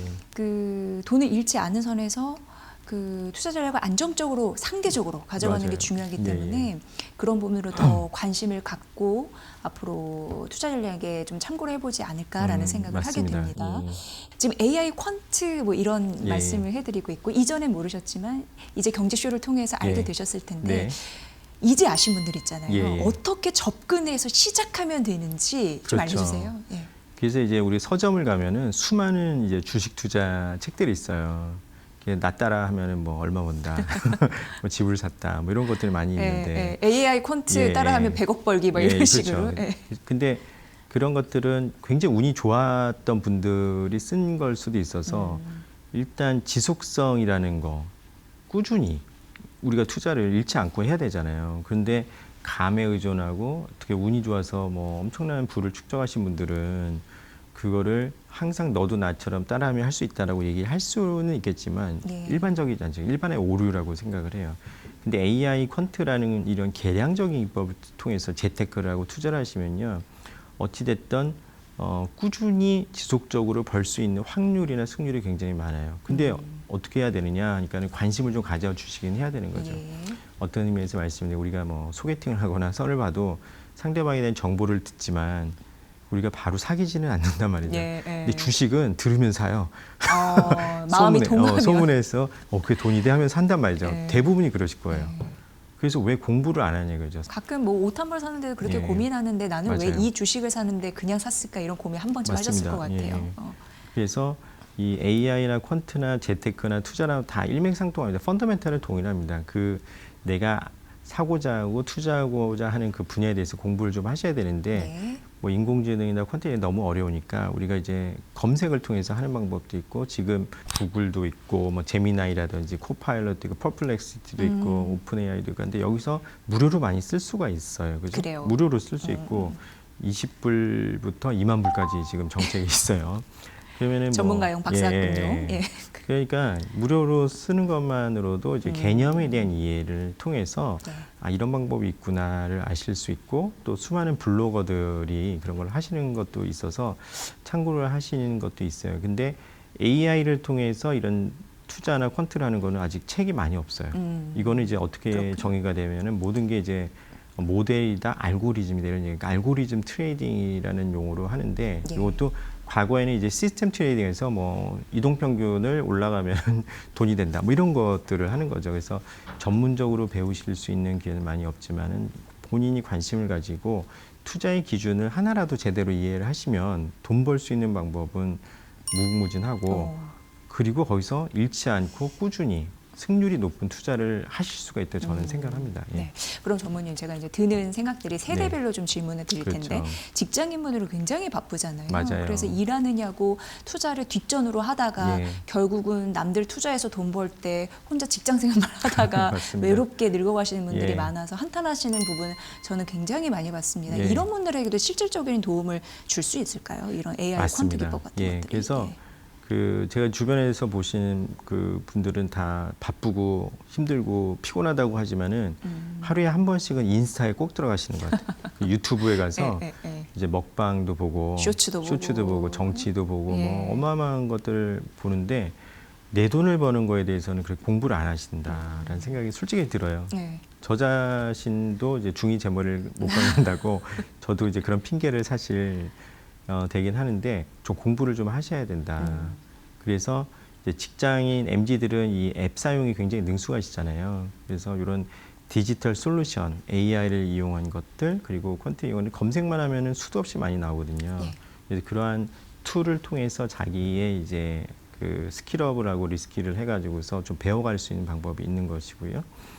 그리고 40, 50대나 60대까지는 아까 말씀드린 로보 어드바이저나 다이렉트 인덱싱 예. 이런 거를 앱이 있으니 한번 다운로드 받으셔가지고 게임처럼 누르시기만 하면 돼요.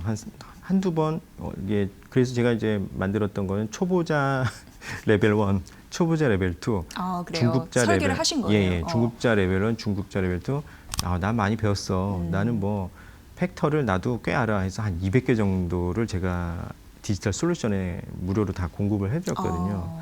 본인이 그런 걸 조정하시면서 할 수도 있어요.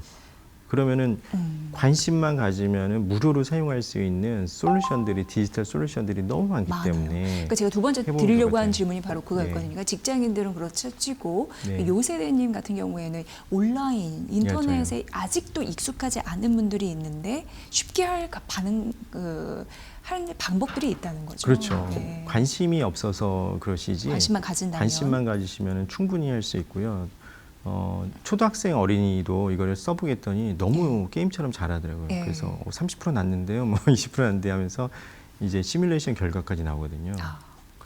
그래서 관심 갖고 눌러보다 보면 재밌어요. 재밌으니까 하실 수도 있고 로보 어드바이저 같은 경우도 이제 많은 금융기관들이 자기만의 상품을 내서 이제 투자 성향 설문조사 같은 거 하니까 뭐 설문조사 MBTI도 검사하잖아요. 자기가 네. 지금 이거 하듯이 나의 투자 성향은 어떤 걸까 해가지고 눌러보시면은 나는 위험 회피형이었네. 네. 근데 생각 다르네. 나는 적극 투자형이네. 뭐 이런 게 나오니까 이제 연세가 있으신 분들도 그런 거에 좀 관심을 가지시면 되고 아까 말씀드린 대로 우리가 은행의 창구를 가고 증권 지점에 가서 했던 시대는 많이 좀 저물고 있잖아요. 그래서 PB들을 맞습니다. 통해서 하는 것도 고액 자산가만 되는 거죠. 그죠? 몇 억이나 뭐 50억, 100억 거액 자산가는 큰 도움을 받지만 자산이 적고 어려우신 분들은 이제 디지털 문맹이라는 얘기도 있잖아요. 금융 문맹이라는 것도 있지만은 이런 금융 디톡스를 이제 디지털 솔루션이 너무나도 많이 있으니까 그걸 잘 활용하시면은 충분히 노후도 잘 안정적으로 보내시고 돈도 벌 수 있는 기회가 있을 네. 거라고 생각하십니다. 네, 예. 요즘에 AI 생성형 AI 이런 그렇죠. 부분에 대해서 챗 GPT 활용법 이런 것도 예, 잘 알면은 맞습니다. 무료로 예, 예. 받을 수 있는 여러 가지 투자 정보들이 있으니까 맞습니다. 적극적으로 활용해 보시는 게 그렇죠. 중요하겠네요. 예, 예, 예. 네. 초개인의 사회의 AI 파이낸스 시대에 굉장히 자기 자산이 굉장히 소중하잖아요. 그렇습니다. 이거를 잘 굴리는 거, 운용하는 그 묘미에 대해서 오늘 알게 된 것 같고요. AI 퀀트 이런 부분에 대해서도 관심 많이 가져주시면 좋을 것 같습니다. 유님들은 반드시 노후 행복하게 사셔야 할 의무와 권리가 있으십니다.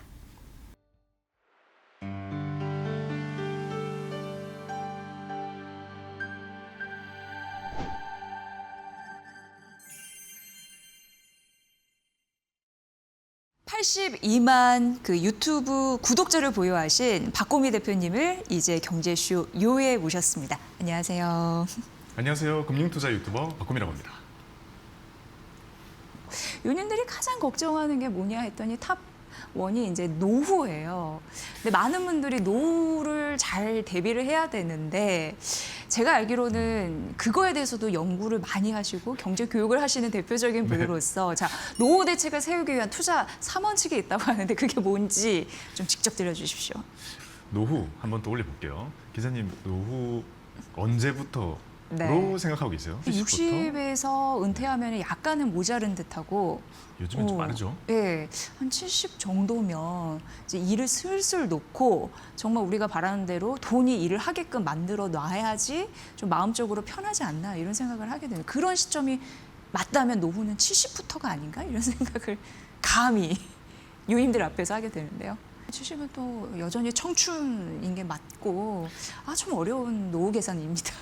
그러니까 네. 그렇게만 봐도 벌써 한 50년 되잖아요. 그러면 우리가 한 달에 필요한 적정 생활비를 이렇게 계산해 보면 보통 가장 흔히 이제 부부 기준으로 볼 때 한 예. 300만 원 정도 필요합니다.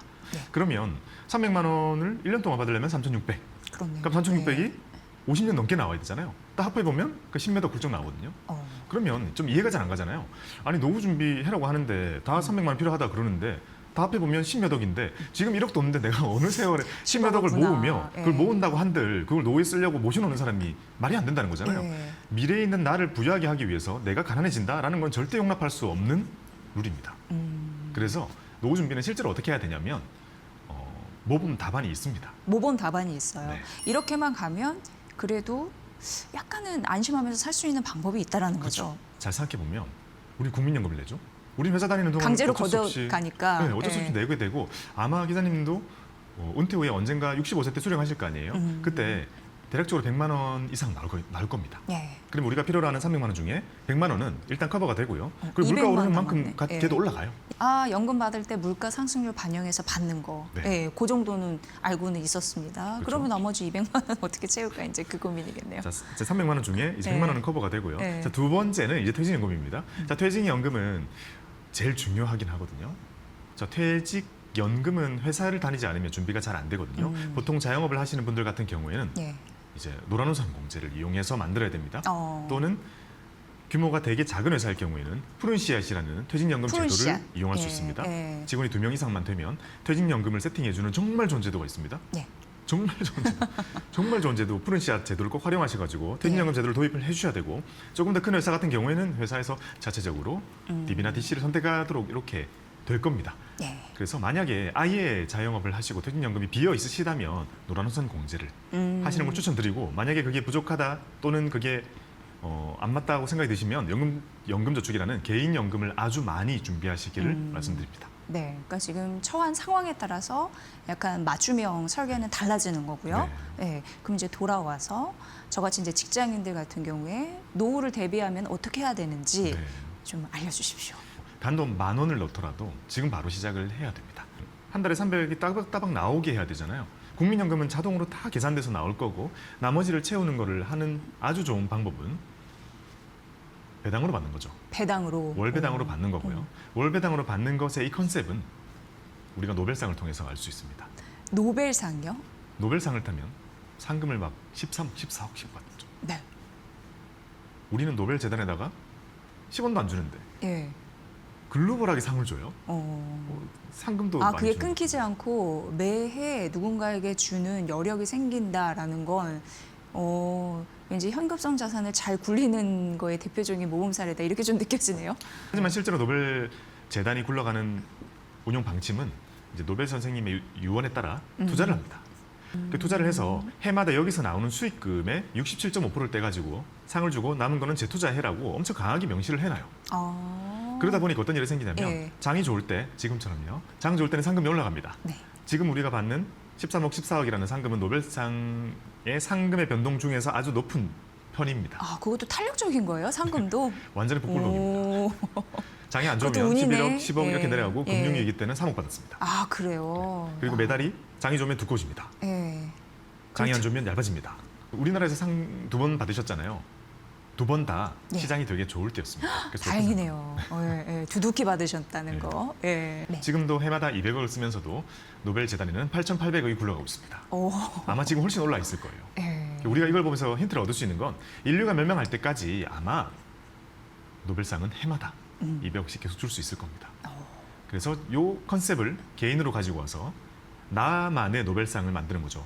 나만의 마르지 않는 현금 흐름을 만들어줄 수 있는 나만의 노벨상을 만드는 것을 목표로 하는 게 지금의 트렌드이고요. 이 목표로 한 돈은 이제 아까 기자님께서 말씀하신 70을 기점으로 그때까지 이걸 얼마나 만드느냐의 게임인 거예요. 3억 만든다면서 한 달에 2, 300씩 붓는 거는 말이 안 되는 거거든요. 세액공제 한도인 연금저축에 50만 원 정도, 너무 힘들다, 돈이 없다 하면 30만 원 정도 그렇게 부어가면서 자산 배분, 자산 관리 해가지고 지금부터 부어 가가지고 적어도 지금 3, 40년 네. 남았잖아요. 예. 그때까지 이걸 계속 붓되 시장이 불려주는 복리로 불려서 나중에는 이 돈이 3억이 되도록 만드는 게 지금의 과제인 거죠. 3억이 만들어지면 네. 뭔가 이상하죠. 아까 신매도 필요하다 했잖아요. 예, 근데 예. 3억 만들면 한 1, 2년 쓰면 없을 것 같은 느낌이 들죠. 막 그렇죠. 뽑아 쓰게 되니까. 예, 예. 근데 이제 3억이 만들어지게 되면 그때까지는 열심히 저축해가지고 다양한 투자를 해서 불리게 되잖아요. 근데 은퇴를 하고 나면 더 이상 인풋이 없기 때문에 그때까지 모든 금융자산을 예. 월 배당 세팅으로 전환합니다. 월 배당으로 예. 전환하고 예, 예. 거기에 들어있는 배당 자산들이 네. 매달 배당 주는 거를 타서 쓰는 거죠. 예. 신매덕이 필요하다 했잖아요. 근데 배당 받아서 쓰는 식으로 300을 구성하게 되면 국민연금, 퇴직연금, 개인연금 합해서 네. 이렇게 구현을 했을 때는 거의 미니멈 3억 정도면 가능하다는 거죠. 그거는 누구나 만들 수 있는 정도의 금액이라 생각합니다. 지금 대표님이 말씀하시는 것 중에 당장 시작하는 게 예, 가장 좋은 때인 것 같고 네. 조금만 노력하면 3억 만드는 거 대부분 이제 가능하다라는 전제로 말씀을 해주시니까 네. 좀 의욕이 솟구치는 것 같아요. 자, 월 배당 세팅으로 바꿨을 때 전통적인 기준은 4%입니다. 4%? 연 4%입니다. 예. 그러면 3억에 연 4%면 예. 1년에 1,200만 원이죠. 예. 그 월에 100만 원인 겁니다. 그러니까 개인연금이라는 게 3억이라는 돈이 지켜지면서 변동성은 물론 있겠지만요. 예. 이 원금이라는 것이 지켜지면서 거기서 나오는 배당금만으로 월백 정도가 만들어진다는 거죠. 예, 이해가 퇴직연금이 나머지를 주로 채우게 되는데 예, 예, 예. 퇴직연금은 편차가 너무나 커요. 예. 하지만 중간에 우리가 따로 써버리지 않고 꾸준히 회사를 다니신다면 퇴직연금에서도 100 정도로 기대를 충분히 할 수 있단 말이죠. 네. 이건 4%는 이제 미국의 기준입니다. 미국. 자, 우리 기준으로 볼 때는 더 올려도 된다고 저는 생각을 해요. 왜요? 왜냐하면 예.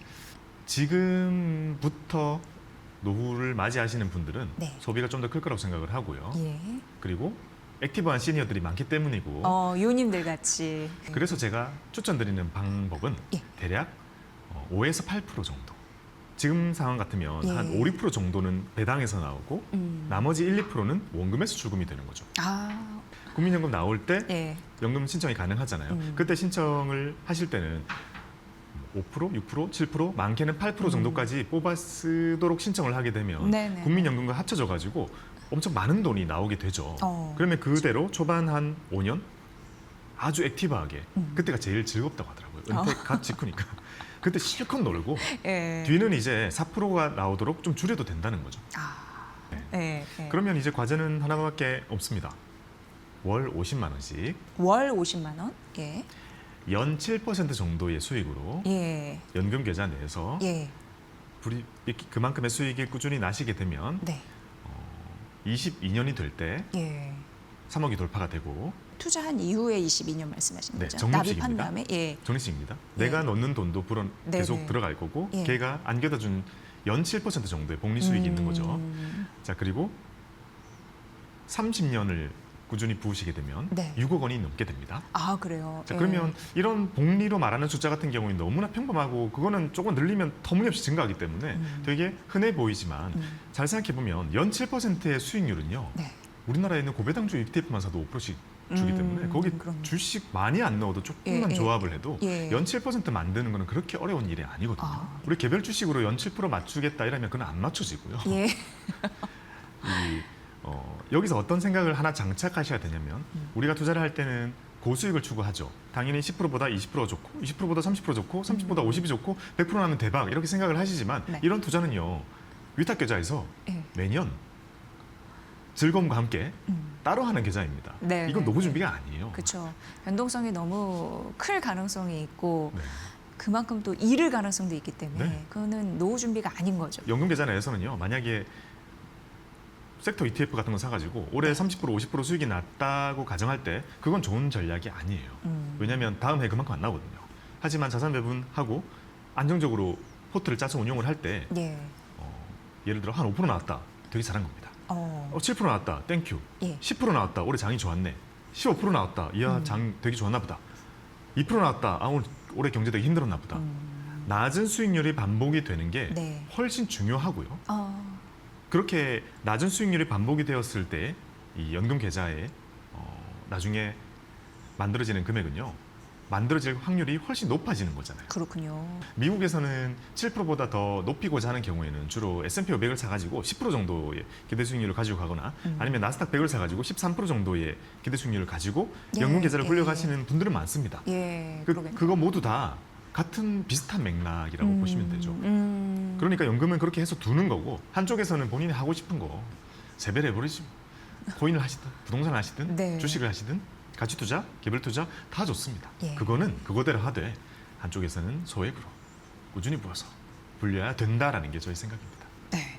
40대는 조금 늦은 거 아니야? 아유, 50대는 전혀. 조금 더 늦은 거 아니야? 이렇게 생각하시는 분들 있어서 네. 그 맞춤형으로 설계를 좀 부탁드릴게요. 일단 금액으로 나눠보고 금액으로요? 그다음에 이제 나이로도 한번 나눠보고 네. 이렇게 해보겠습니다. 50이면 예, 간단히 계산해 보면 1년에 600이 들어가잖아요. 예, 예. 그러면 얘가 7% 수익이 나도 예. 앞자리가 바뀌진 않아요. 음. 그러면 이거는 돈이 모이는 게 이건 수익이 아니라 내가 내 돈을 그냥 넣어서 쌓이는 것 같거든요. 그게 맞아요. 그게 한동안 이어집니다. 자, 1년 더 부었습니다. 1년 동안 또 더 부어가지고 열심히 50씩 부었는데 그러면 원금만 아주 간단하게 1200이잖아요. 네. 근데 열어보면 1200 몇십 아니면 1300 이 정도 돼 있을 거란 말이죠. 50을 넣으면 처음에는 금액이 너무 작으니 이걸로 ETF를 막 쪼개서 리밸런싱까지는 할 필요가 없겠죠. 가장 쉬운 방법은 TDF를 사는 겁니다.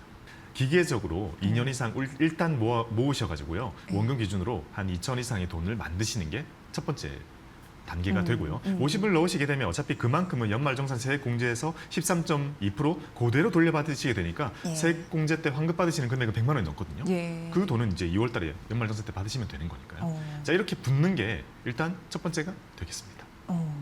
러프하게 100만 원을 해보겠습니다. 예. 자, 100만 원으로 노후 준비를 해야 되면 연금 저축에 50을 넣고요. 예. IRP에다가 25를 넣고요. 예. 나머지를 ISA에 넣으시면 됩니다. 그렇게 나누는 이유는 뭔가요? 연금 저축에 50만 원은 예. 연 600이라는 연금 저축에서 받을 수 있는 세액 공제를 풀로 채우는 게 되는 거고요. 그걸 다 채운 사람은 IRP를 열어가지고 1년에 300만 원까지 더 부을 수가 있거든요. IRP 계좌는 뭔가요? 연금 저축과 아주 비슷한 목적의 노후 준비 계좌인데요. 이름만 조금씩 다르고 활용도는 거의 비슷합니다. 네. 다 쓰는 것도 비슷합니다. 다른 점이 있다면 세액 공제 한도 금액이요. 연금 저축은 600, IRP는 900입니다.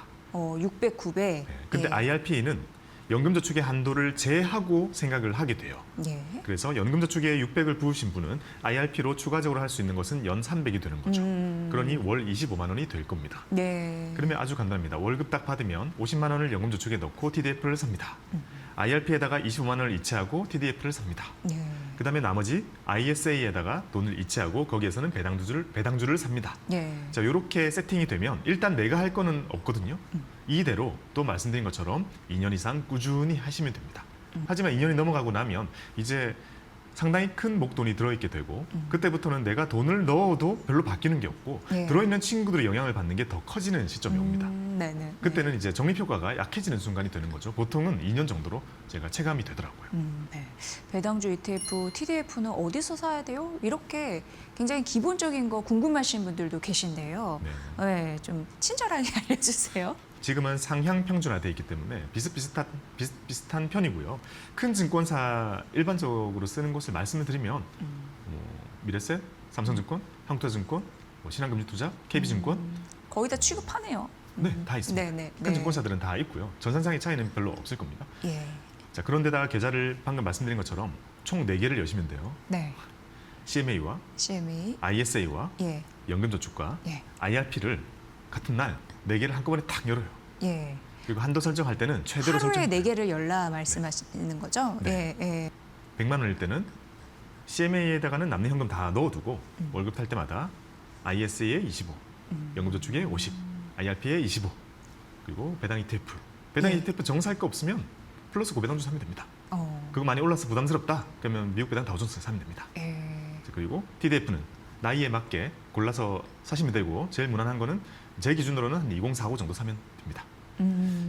2045 정도 사시면 되겠습니다. TDF로 이렇게 예. 모으시면 되고 조금 더 이제 금액을 더 하시려고 하시는 분들은 예. 바로 한 200으로 이제 올라가게 되겠죠. 자, 노후 준비를 위해서 한 200 정도를 저축을 하고자 하신다면 이제는 자, 어떻게 해야 되냐? 연금저축에 50을 넣습니다. 예. IRP에 25를 넣습니다. 비율은 똑같은 거죠? 아까 말씀해 주신 것처럼? 네, 여기까지는 똑같아요. 예, 예, 왜냐하면 세액공제를 풀로 받는 게 1차 목표이기 때문에. 아. 자, 그러면 75를 넣었잖아요. 예. 그럼 여전히 125가 남죠. 예. 그건 전부 ISA에 넣으시면 됩니다. ISA의 한도는 연 2천만 원이에요. 예. 월로 나누면 월 167만 원이죠. 월 167이라는 한도가 넉넉하게 있는데 나는 125를 넣는 거죠. 충분히 커버가 되기 때문에 넣으시면 되고 여전히 ISA에서는 배당주를 사시면 됩니다. 배당주는 플러스 고배당주나 아니면 미국 배당 다우존스를 사시면 돼요. 예. 자, 이렇게 맞춰가지고 쭉 넣는 게 시작이 되겠죠. 200만 원까지도 아주 깔끔한 편입니다. 지금 금액대별로 이렇게 쭉 알려주셨고 이게 맞춤형 설계가 가능하긴 한데 보통 연금 투자에 대한 공식이 또 따로 있네요. 그래서 ETF를 활용하시는 것이 좋고요. ETF는 주식시장에서 우리가 뭔가를 검색할 때 브랜드가 붙어있는 모든 것들이 ETF입니다. 우리가 누릴 수 있는 것 중에 또 하나는 운용사들 간의 경쟁이 너무나 박터지기 때문에 네. 말도 안 되는 보수 경쟁이 있습니다. ETF를 막 활용하시되 예. ISA와 IRP와 연금저축이라는 세제혜택 정말 좋은 계좌를 그대로 이용할 수 있기 때문에 돈 벌면 세금 깎아줘. 보수는 최저예요. ETF 라인업 다 돼 있어. 지금은 정말 축복받은 시대. 그 절세 혜택까지 좀 누릴 수 있는 그런 방법에 대해서 말씀을 해주셨습니다. 그렇다면 이제 마지막으로 나이 관련해서는 어떻게 설계를 좀 하면 좋을까요? 나이요? 예. 보통은 이제 은퇴가 그렇게 많이 남지 않은 분들이 연금저축 이걸로 내 것도 준비할 수 있을까라는 생각을 하게 되시는 거죠. 자, 일단 시간은 충분합니다. 보통은요. 왜냐하면 연금저축과 IRP라는 건 기본적으로 내가 계좌를 열고 5년 동안은 기본적으로 부어야 됩니다. 예. 최소 5년이에요. 그리고 55세가 지난 시점에 연금 수령 신청을 하실 수가 있고 연금을 다 쓰는 기간은 최소 10년입니다. 그럼 여기서 중간에 연금은 해지하면 안 좋은 거죠? 확실히? 해지는 아예 할 수 없고. 선택지 없어요. 예. 다 토해내야 됩니다. 네. 5년은 최소한 준비해야 된다 했잖아요. 그리고 다 쓰는 게 10년이잖아요. 연금저축은요. 언제 열더라도 기본적으로 15년이라는 시간이 예. 주어지죠. 그럼 이 기간 동안 우리는 투자를 해서 준비를 할 수 있다는 거고요. 그런데 이제 나이가 좀 있으신 분들은요. 보통은 다른 수단으로 모아놓으신 목돈이 있기 마련입니다. 네. 자, 그때 이용할 수 있는 방법은 연금저축을 열고요. 또는 IRP를 바로 열어도 됩니다. 자, 이 계좌는 1,800원 원까지 부을 수가 있습니다. 그러면 1년에 1,800이라면 이게 그렇게 넉넉한 돈은 아니에요. 그분들에게는. 그렇죠. 그렇죠.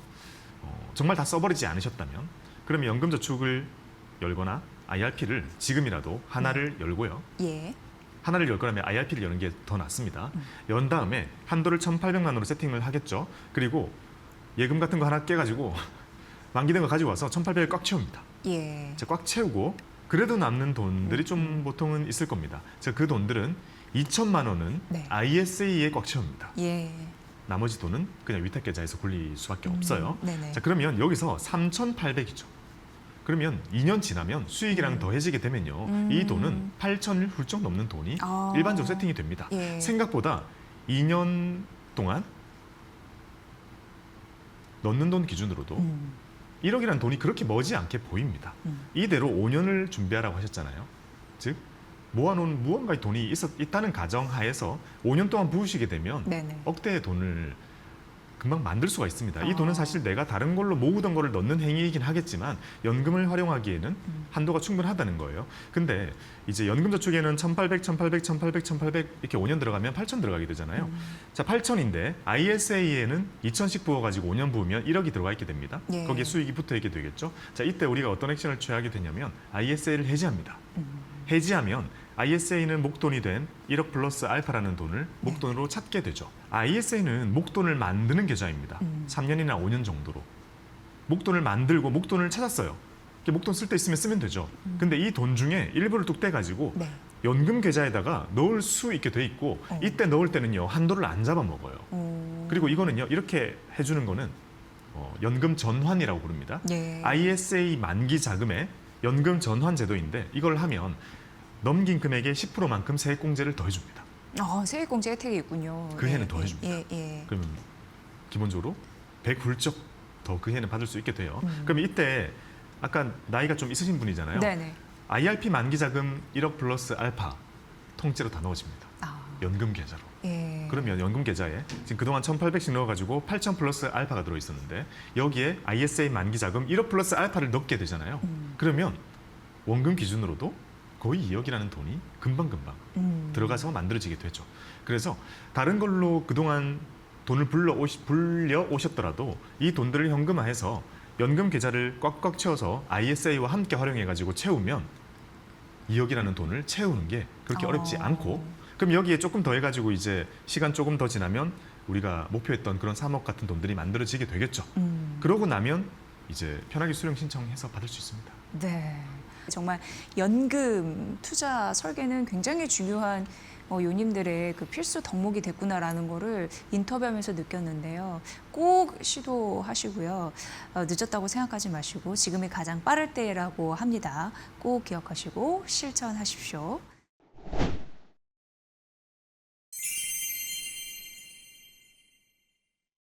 오늘 함께한 이지의 경제쇼 요 추석 특집 어떻게 보셨나요?